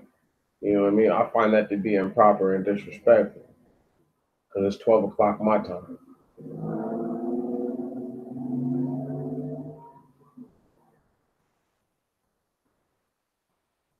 Oh, man, I'm just a talker, bro. I talk a lot of shit. I ain't word nothing the best. Wordsmithing is what I do. I would pray that you guys would appreciate that and learn to wordsmith yourself. It's a powerful ability to be able to speak and tell people exactly what you want to say when you want to say it. Like I said, whenever I use vulgar language, I do so knowingly. Every once in a while, I might get carried away, but normally, 99.99% of the time, Demetrius is pretty conscious of what he's saying. You know, ever present. I'm sure both of you got. Well, I talked to Steven. Steve knows how to talk. I never actually talked to you though, Martin. You know what I'm saying that's excellent. That's excellent. That's excellent. That's all you got to do, bro. Is just keep working at it, and that will be the difference maker. Because if you can physically take care of yourself already, if you know I can physically handle myself, then the only thing you need to be able to do then is know how to talk and speak and communicate. Because no matter what people say, if you can communicate, most issues can be resolved through just communication. Most issues. I'm thinking realistically, if people weren't stupid, 100% of issues could be solved just through basic communication. But because they're stupid people, about 90% of issues can be solved through basic communication. Man, you guys are my brothers. I appreciate y'all, man, for being up. I told Andre I was going to do this, you know what I mean, when I got home, whenever I did. And I wanted to do that, you know. But it was on my mind and my heart and my soul. And nobody really gets, you know, the I'm crazy because I see the big picture, and it's hard to tell everybody something. It's hard to tell anybody everything that you know. You know what I mean? Like, especially in one hit like that. That's impossible. So, you know, that's why, once again, I'm crazy because I'm constantly trying to lay so much out there in one little bit of time, but it's like, man, the time is short. And no matter how I put the information out there, it doesn't matter. When I used to make videos that I thought were, like some of like my first productions were kind of rough, but like they were still like to the point, you know. And I just don't think people really appreciate it, like the time it takes to do that, you know. But anyway, man, I'm just talking, y'all, because I'm me. That's what I do. But look, I'm gonna say this and then I'm out. The wall is the crux, the bane to our existence. You both live in a state where they're building the wall. Both of y'all do. Yep. Mm-hmm. So how could the wall just be one wall? It's walls. The broad walls of Babylon. Can you dig it? Shall fall. Gentlemen, this shit can't get any realer. Pray they build the walls. Pray. Pray these judges' hearts are softened to allow this to happen. Pray. Pray their wickedness come to its fullness. That way people can see who they really are. Pray. But while you're praying for that to happen, pray that the Most High God forgive you for what you've done. Pray that the Most High God protect you and keep you whole. And in so many ways, gentlemen, the best way to say it is just, as we all are trying to do, return to the Most High, man. Return to our God. That's the only thing we're trying to do. Give up the sin, gentlemen. One step at a time. You drinking a little beer or whatever is not. I don't find you sinning like that. But you chasing after vain dreams, vanity. Period. Any sort of vanity that's gonna taint your soul. Let it go. It's not worth it. It's just not worth it. I had somebody hit me up. True stories, gentlemen. This, I can't make this shit up. Nigga hit me up. Nigga just got out like yesterday, and cousin's like, nigga, I gotta move for 50,000. You feel me? All we need is a strap of the car. I'm like, I'm cool, bro. I can't even fuck around like that. This is real life. You feel me? Niggas don't understand that. Motherfuckers that you guys listen to, they've never had people call them and say shit like that. They don't even know what that's like. They don't even know what that's like. They have no idea what that's like. They have no idea. Once again, they don't even know what kind of person you would have to be for people to call you and even ask you that kind of shit. You know what I'm saying? For them to even have moves, 50, 100 bands, shit like that. So cats don't even know the type of characters I used to really be around with and influenced by, and I made it out that life, you know. I hung the cape up. The cape didn't hang me up. Can you dig it? Can you dig it? The cape didn't hang me up. I hung up the cape.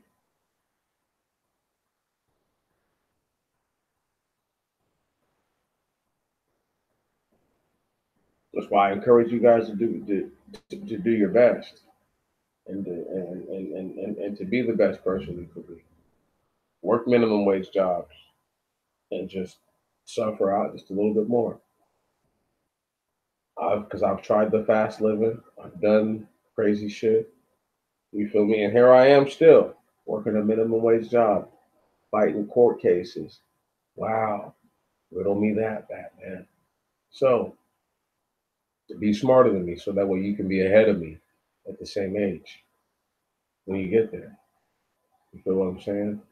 You can be, further ahead, much further ahead, phenomenally ahead, but just being ahead of where I'm at in the sense of you should you shouldn't not have anything to show for all the hard work that you put forth in the world, other than more struggles. You feel me? I should I for what little I do have, I should have a lot. I should have a lot more, gentlemen. I should have a lot more, and I know it. So it's just one of those things where don't don't undermine your own progress. You know, as a man, you feel me? Don't stunt your own growth, my nigga. That's just me just talking to you guys. You feel me? That's on the humbug. Like I said before I close it out. I appreciate you guys just for listening. You feel me? There's cats who don't even like these niggas don't fuck with me the long way, bro. They don't know anything about me. You know what I'm saying? I bust my ass. These niggas, the only reason why I'm doing this live stream right now is facts. It's because the punk ass dude sent me home. Little bitch ass dude sent me home all because of my paycheck, all because of this right here. Right on? Because of this thing right here. You feel me? He sent me home. Because I told that nigga, I said, you better have my shit. I didn't say it like that. But I was like, when I get to work on Fridays, this pay week, I said, you know what I mean? I was like, man, if you're gonna hold on to my money, I won't clock on. I'll just get my check and I'll go home. You feel me? As soon as I get here, I want my money. As soon as I get here, you feel me? You know,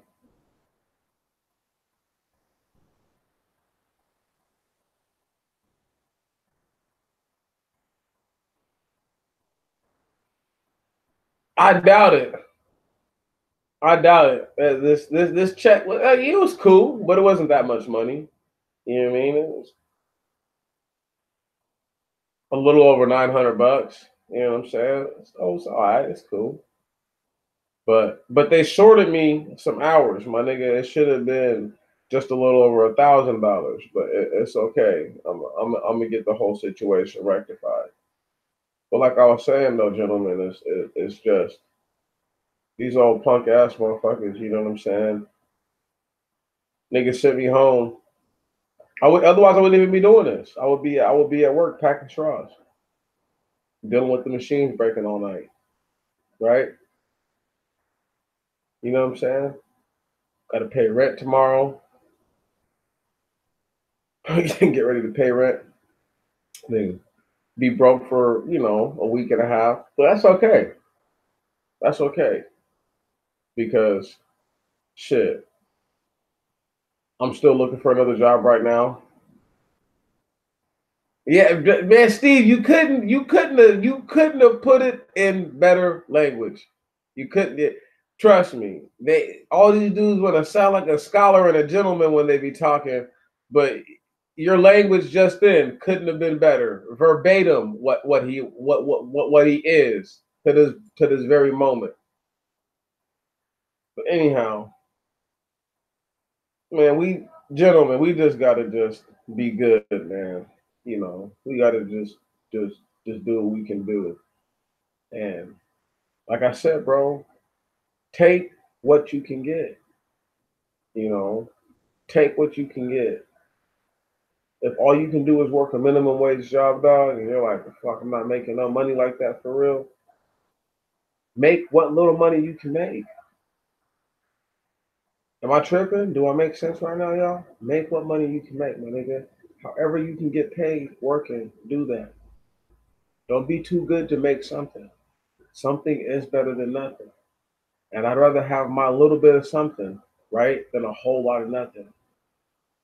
A whole lot of getting shot in the back of the head or getting beat down and your sack and your shit taken from you, and you know you still got rent to pay, you still got bills to pay, but now your confidence and your ego and all that shit is all battered and bruised because your face is all battered and bruised. No, no.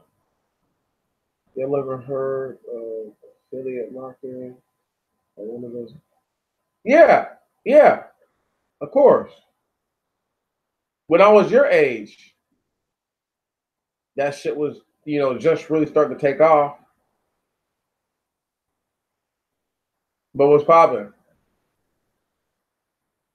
It depends. Look, man, some of those online jobs are paying people real money, bro. You know what I mean? Some of them are bullshit. So you gotta work your way around. But like, before I got the job out here at Kent,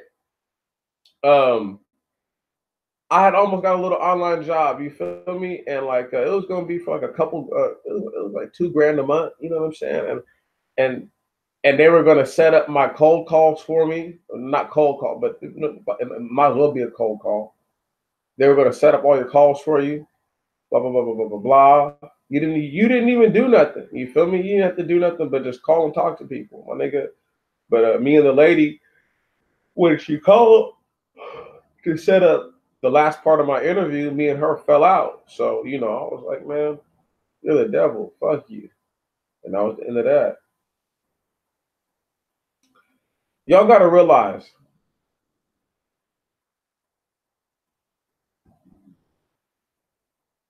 yeah, man, it's popping, bro. Look, nigga, if you can get paid doing that while the internet is still active and available, get paid doing that, bro. If that's available to you, my nigga.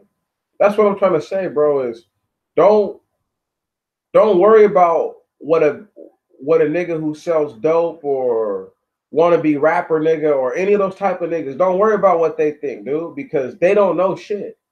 You feel me? They don't know that the niggas that they work for own the same type of businesses, you feel me? That I'm talking about.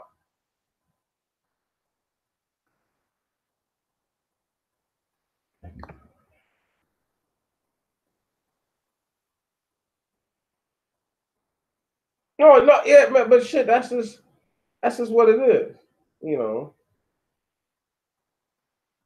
that shit is popping. Yeah, motherfuckers don't be knowing nothing though, man.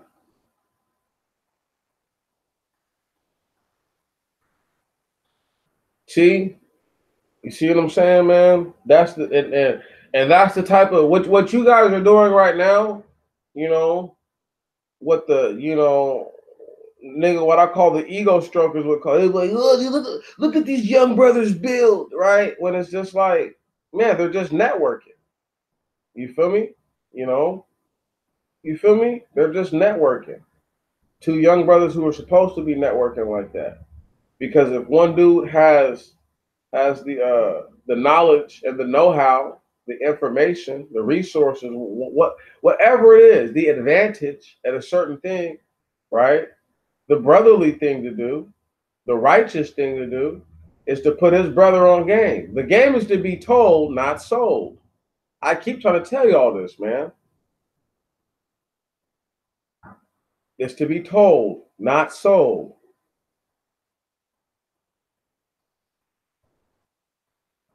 You give it away.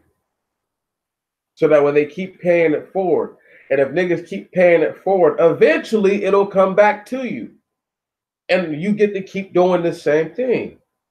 But if I have to sell the game, that means that a nigga has to have money to buy it. He has to have something of equal or greater value for me to give him the game. And if they don't have that already, or I don't feel that they have something of equal or greater value, my nigga, then I can never give them the game. I couldn't sell it to them for sure.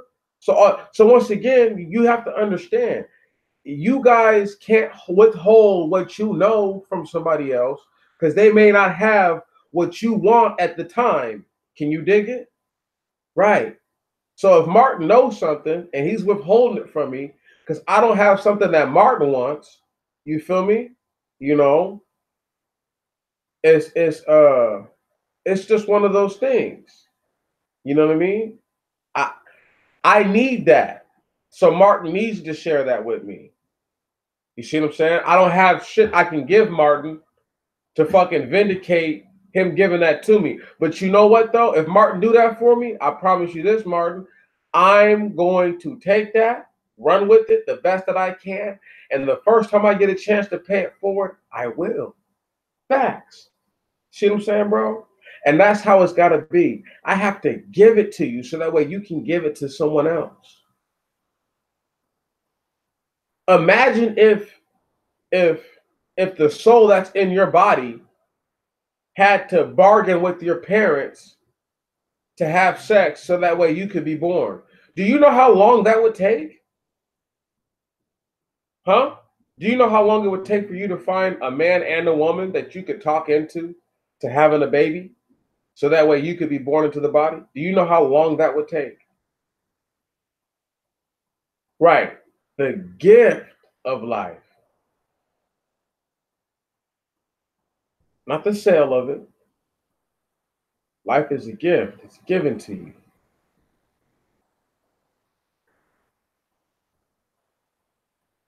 Something that you acquire and you didn't have to earn it. Given to you. Right on? And that's okay. Because I didn't have no money, no way, no how to afford the bill to get into life. And that's just me telling the truth. So there's no way I'm going to tell you guys something that I don't believe. The game is to be given away, not sold to the people. Name one prophet in the Bible who's like, you got to give me some money so I can tell you about the Most High. Tell me one. Name one. Name one of them. And I said prophet, not apostle. See what I'm saying? That's the point. These guys don't understand. In order for you to do something righteous and virtuous, you actually have to do it from your heart and your soul. You can't want something for it.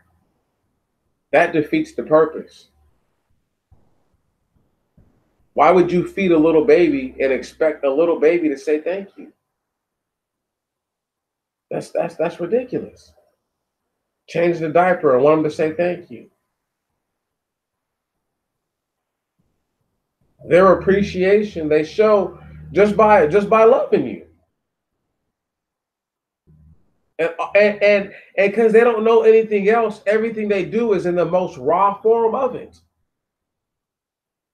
And they give you everything they got. Every ounce of what they have is what they give you in all of their actions, the little baby. But once again, the little baby can't say thank you for doing things that they appreciate, that you do, that they understand. Without you, I wouldn't eat. I would be sitting here on my own human waste. Even though they may not know that that's human waste, they understand that you do all these things for them.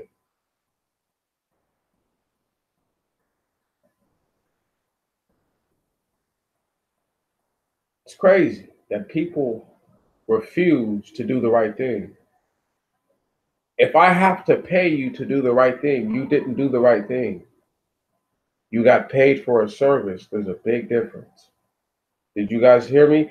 If I have to pay you to do the right thing, you did me a service. You didn't do the right thing. And you may have done a good service because you did something that I needed to be done. but you didn't do the right thing. And that's the difference, is that you guys have to understand that while you are out there in the world dealing with people, oh, just because you gave somebody a good price still doesn't mean you did the right thing. Especially if you know, I probably could have did that for way cheaper or for free, and it wouldn't have hurt me at all. Wouldn't have done anything to me. It wouldn't have even moved my status as a person. Changes nothing.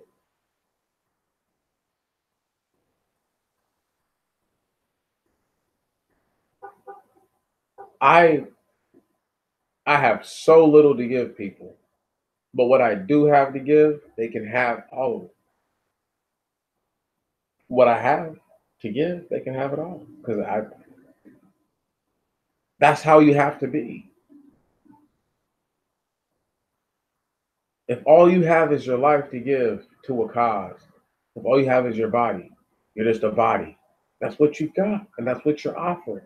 But if that's all you've got, and you're giving everything, then you've given all. Then you've given all that there is to give to that. You haven't shortchanged it at all.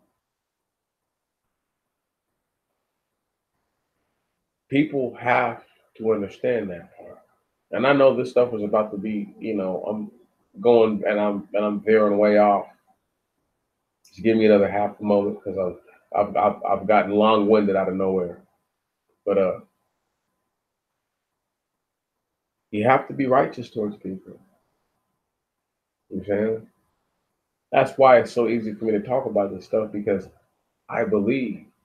I believe. I know there's a God. I know that the Most High is real. I don't need to be convinced of that. The same way I live in this building, I know that a true, beyond a genius, beyond whatever you think the most smart, whatever is, it took that to create a force called dirt or soil or earth that can house within itself life to produce life. Right on? That we maintain ourselves with. So the idea,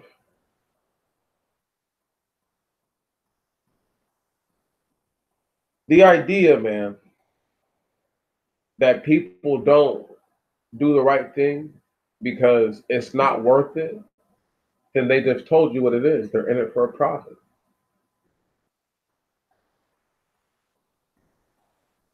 If I told you guys, right, I mean, do I think it's worth what I've gone through over the little African dude? Not really. But would I do anything differently? Knowing myself, probably not. Right. You see what I'm saying? So it doesn't matter. The craziest part is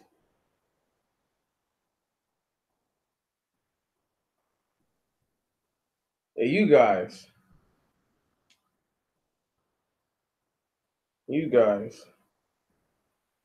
even if, look, man, look, none of that matters. They don't listen to me anyway. Right on? They think I'm crazy. Most of them aren't bold enough to want to go toe to toe with your boy for more than 10 seconds straight. But at least they're not disrespectful like they used to be. A lot of them have calmed down. And I made my request. They stopped taking things that I've been putting forth, that I know that they heard directly come right off my lips.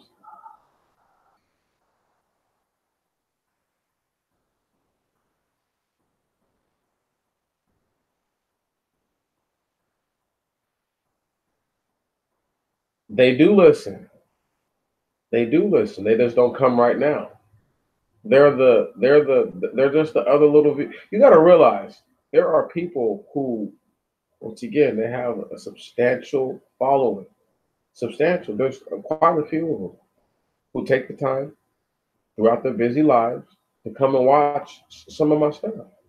They do, and I know they do because I hear things that only I say because I listen to enough of them to know that their content doesn't reflect the things that I'm saying. You know.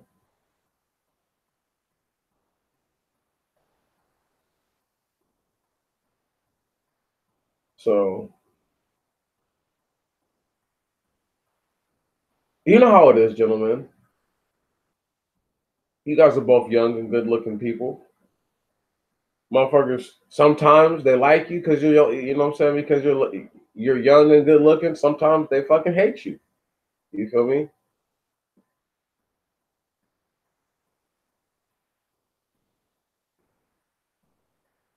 And no, and no, Martin, I follow what you're saying. They don't listen. They really don't. They hear shit, but they don't listen. But that's the whole point, though. You to hear a person, you need to listen to them, and to listen to them, you need to be hearing what they're saying, so that way you can understand what they mean. You know, a lot of them, they do whatever they want to do. It's just like anybody else. You take what you want, and then you leave the rest, right?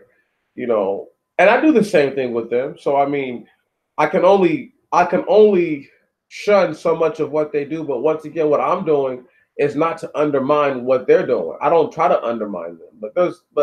But sometimes they say things that are literally meant to try to undermine me. You know what I mean? Like I laughed when I heard one of them say, you know, if he had his way, he would make every male cut his hair. And I'm just thinking to myself, like, big bro, are you serious right now? You know, black people are confused as to what black is, and you're talking about one of the identifying markers. You would have them remove and do what a white man showed you to do. But yet, we're supposed to be breaking away from the white man system. It's madness.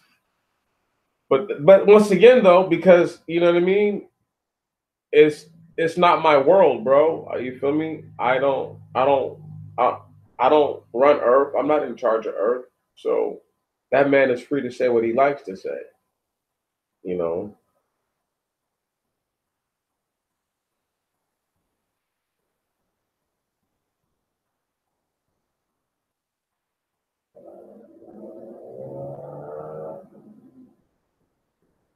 This nigga Steve. This nigga Steve. What are you talking about, Steve? I love this dude, bro. I swear. Every live stream I've ever been on, right? You know, like watched, right? There's always like one dude who's like, he's just doing his own thing. You know, no. I love it, right? Steve just just does his own thing because he don't even give a fuck. He's like, I'm doing my thing, cause I'm like this nigga. He's probably typing it in now. And throw that, yeah. When I saw it, I was like, she trying to get me in trouble. So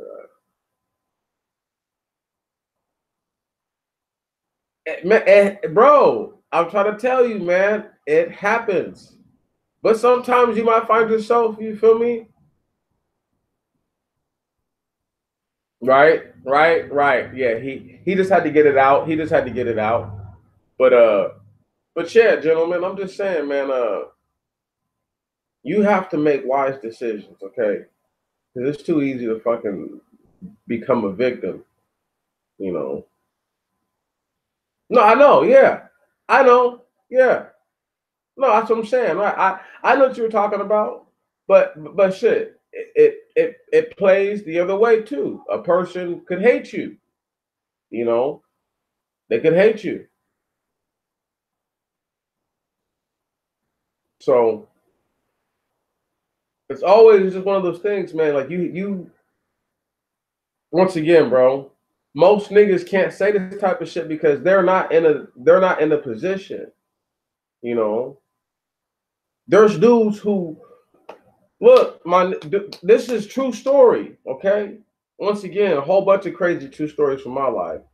Nigga, like, not even a whole month ago, like 2.5, 3 weeks ago, I'm walking to the grocery outlet to go get some lunch for work. As I'm walking into the little spot, into the drive-in or whatever, I'm walking in. This lady's driving out, Asian-looking lady, whatever she was, right? You know, she looked like she was kind of mixed or something. She stops her car, right? Honks at me real quick, starts smiling and shit. You know, I'm like, I just wave at her and just keep it pushing. I'm cracking up. I'm having a good old time. I could have went over there and macked on her. You know what I mean? Could have did who God knows what. You feel me? But it's just one of those things where that's them being shallow. You know, they're just looking at you and lusting after you based on what they see. You follow what I'm saying?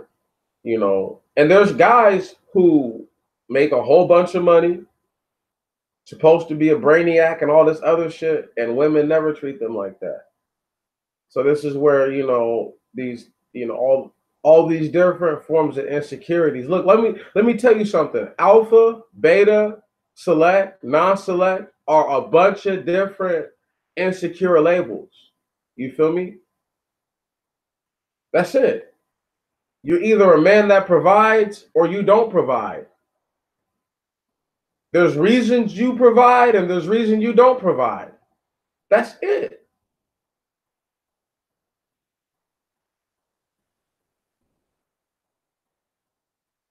And yeah, bro. And you never, once again, man, look, me and Tammy was talking about this the other day, man. You know, motherfucking, the spectral shit is real, dog. You know, the spectral shit is real. You know, respect what you see, what you hear, because it's all real. But I'm just saying, though, man, just know that there's dudes who will never, they've never had a woman compliment them like that. Okay? Other than like their mother or like their, you know, like their aunties and cousins and shit, but they've never had a woman that they don't know be like, you know what? I think you're gorgeous. I think you're a fine man. You know what I mean? Or you're lovely. Whatever. Right? Or when they talk to you, call you doll. Listen, man. These dudes have never been, some of them have never been in that situation. And there's a whole bunch of dudes who have spent time smashing through chicks, running through chicks. And some of these niggas aren't really very handsome, right? But they come super resourced up, so women give them a chance. Right. Right. This is how it works. Some of the most enlightening things I ever heard were said the other day on a dude's a live stream that a whole lot of people don't like, and I won't even say his name because, you know, I don't want niggas to think that I listen to him a whole bunch. But I check in on the bro every once in a while, and anyhow, the conversation was being said, and one gentleman said something like, "Dudes who've been locked up can't speak, you know, who've been going through the system and shit their whole life, can't really speak to being a player unless they've dealt with women on that level." And the same thing with the dude who's a player can't really speak to being locked up like that if he's never been through that. You feel me? You know, I've never had too many motherfuckers just vanish. The whole vanishing into thin air thing has only happened like once in my life, and it was like a totally different circumstance. But uh I've had women tempt me all the time. There's chicks that I work with who don't speak no English who be trying to throw it at me. So it's like, please, you know, uh, and they don't speak no English, you know. No, no. But anyhow, just follow what I'm saying. Uh,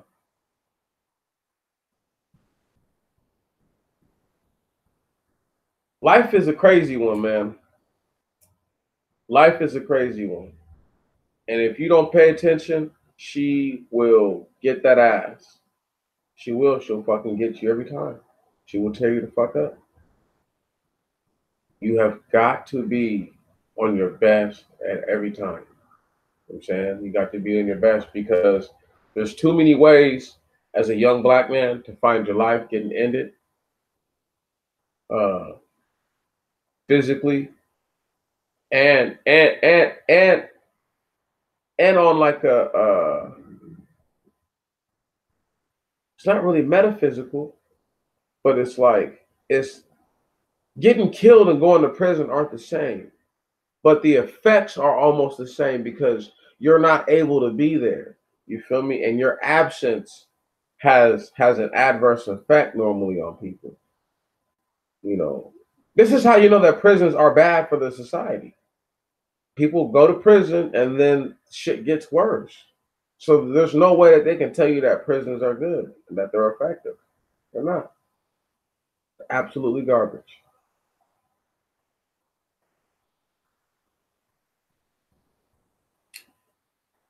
I've been going on and on and on and on and on and on. I got to get ready to stop it somewhere. So I got to review everything that I talked about and act like I actually talked about what I talked about. First and foremost, kick them out. They will be looking to remove all these little migrant children ASAP. Build the wall. They're surveying new places to build the wall. As you guys already heard me read to you through the article, they're going to be able to take whatever land they need to through eminent domain. Watch the East. Gotta watch what's going down in China. Yeah, I like to watch what's going on in Russia, but I like to watch what's going on in China a little bit more. It's a little more interesting with it.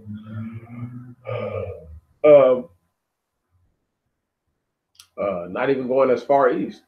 Speaking about Africa, that's going to be the next major hotbed of contention. It's going to be huge. It's going to be huge. Let some ISIS type activity jump off all throughout Africa, and I mean just sporadically over that whole country. It's going to put the U.S. and the Chinese in a very, very, very funny position. Mm-hmm. Very questionable, awkward position. Isolated madness. Dude rolls up to the Scientology sword. To the Scientology church with the sword out, ready to do the damn thing. Another piece of isolated madness.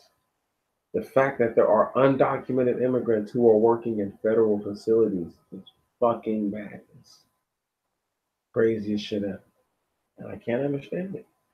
I can't understand how they can drop a smart bomb on a village, kill innocent people, justify it, but they don't fucking know that there's dirty bastards who aren't supposed to even be in the country, serving the country at different fucking levels. This shit is crazy.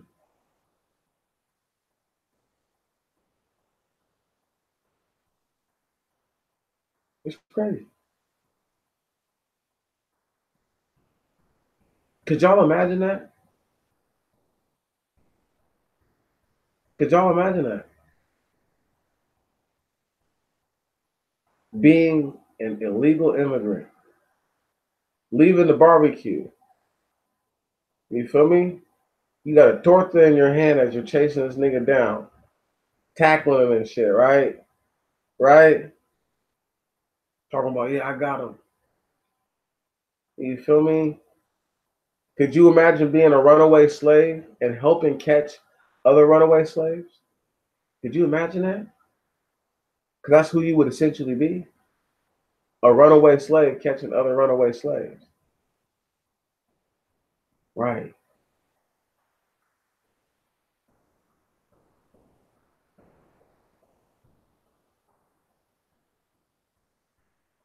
I'm just letting y'all know, man. But you know, the closest comparison I have to that little sellout Mexican dude, little weak ass Mexican dude, is 21 Savage. 21. Yeah, the Cooning at his fight. Come on, man. Right. Once again, does that only apply to black people? That's my whole point. Right. But that dude, like, I mean, does that only apply to us? Or, I mean, can that guy be doing some weekend? I mean, it's just crazy. Right. You laughing your ass off, Mark, but this is an important question, dog.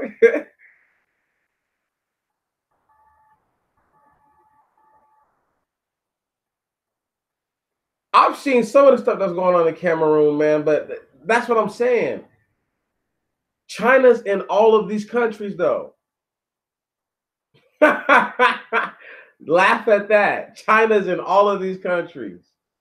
What are they going to do about it eventually? Eventually they have to do something.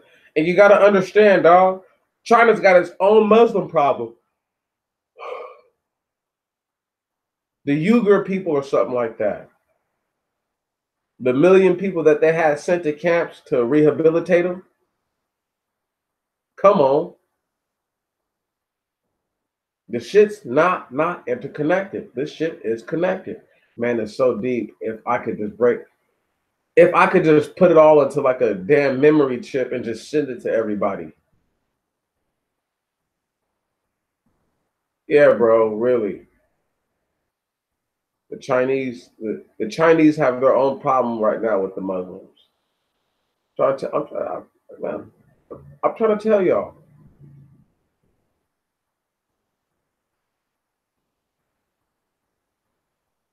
Why do you think they haven't done anything over there? Huh? Because the Chinese know that if we get involved in Africa and start fucking with the Muslims over there in Africa, there's a good chance that we can make these dudes who are already in our country, who have done a whole lot of crazy ass shit already, get crazy, get stupid. And they're already at least 1 million strong. At least 1 million strong. Oh yeah. You don't want 50,000 disgruntled young men running around the fucking landmass of China doing all kinds of crazy shit.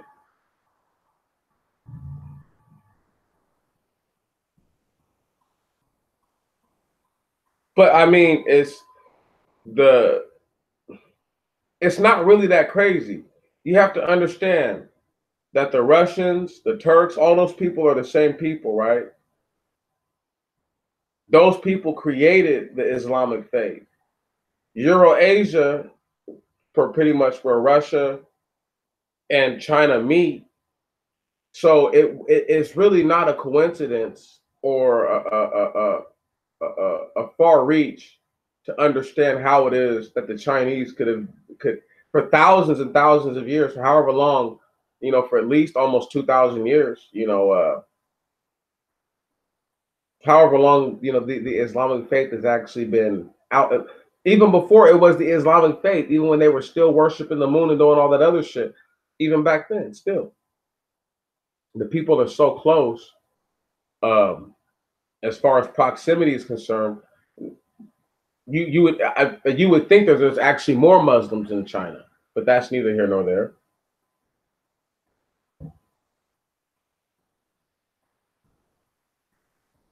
It's all good.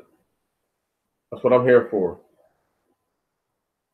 I put it in perspective. What I don't put in perspective, I listen to other people, they put it in perspective. My brothers, because you two do a whole lot, man. And I know you guys work hard. I know you guys put that work in. I want you guys to get some rest. I want you guys to be good. Be the best people that you can. Do the best that you can. You know what I'm saying? You are the past, you are the present, and you are the future. Conduct yourself accordingly, gentlemen. May you have a good morning, and we will catch up again later. I'm out.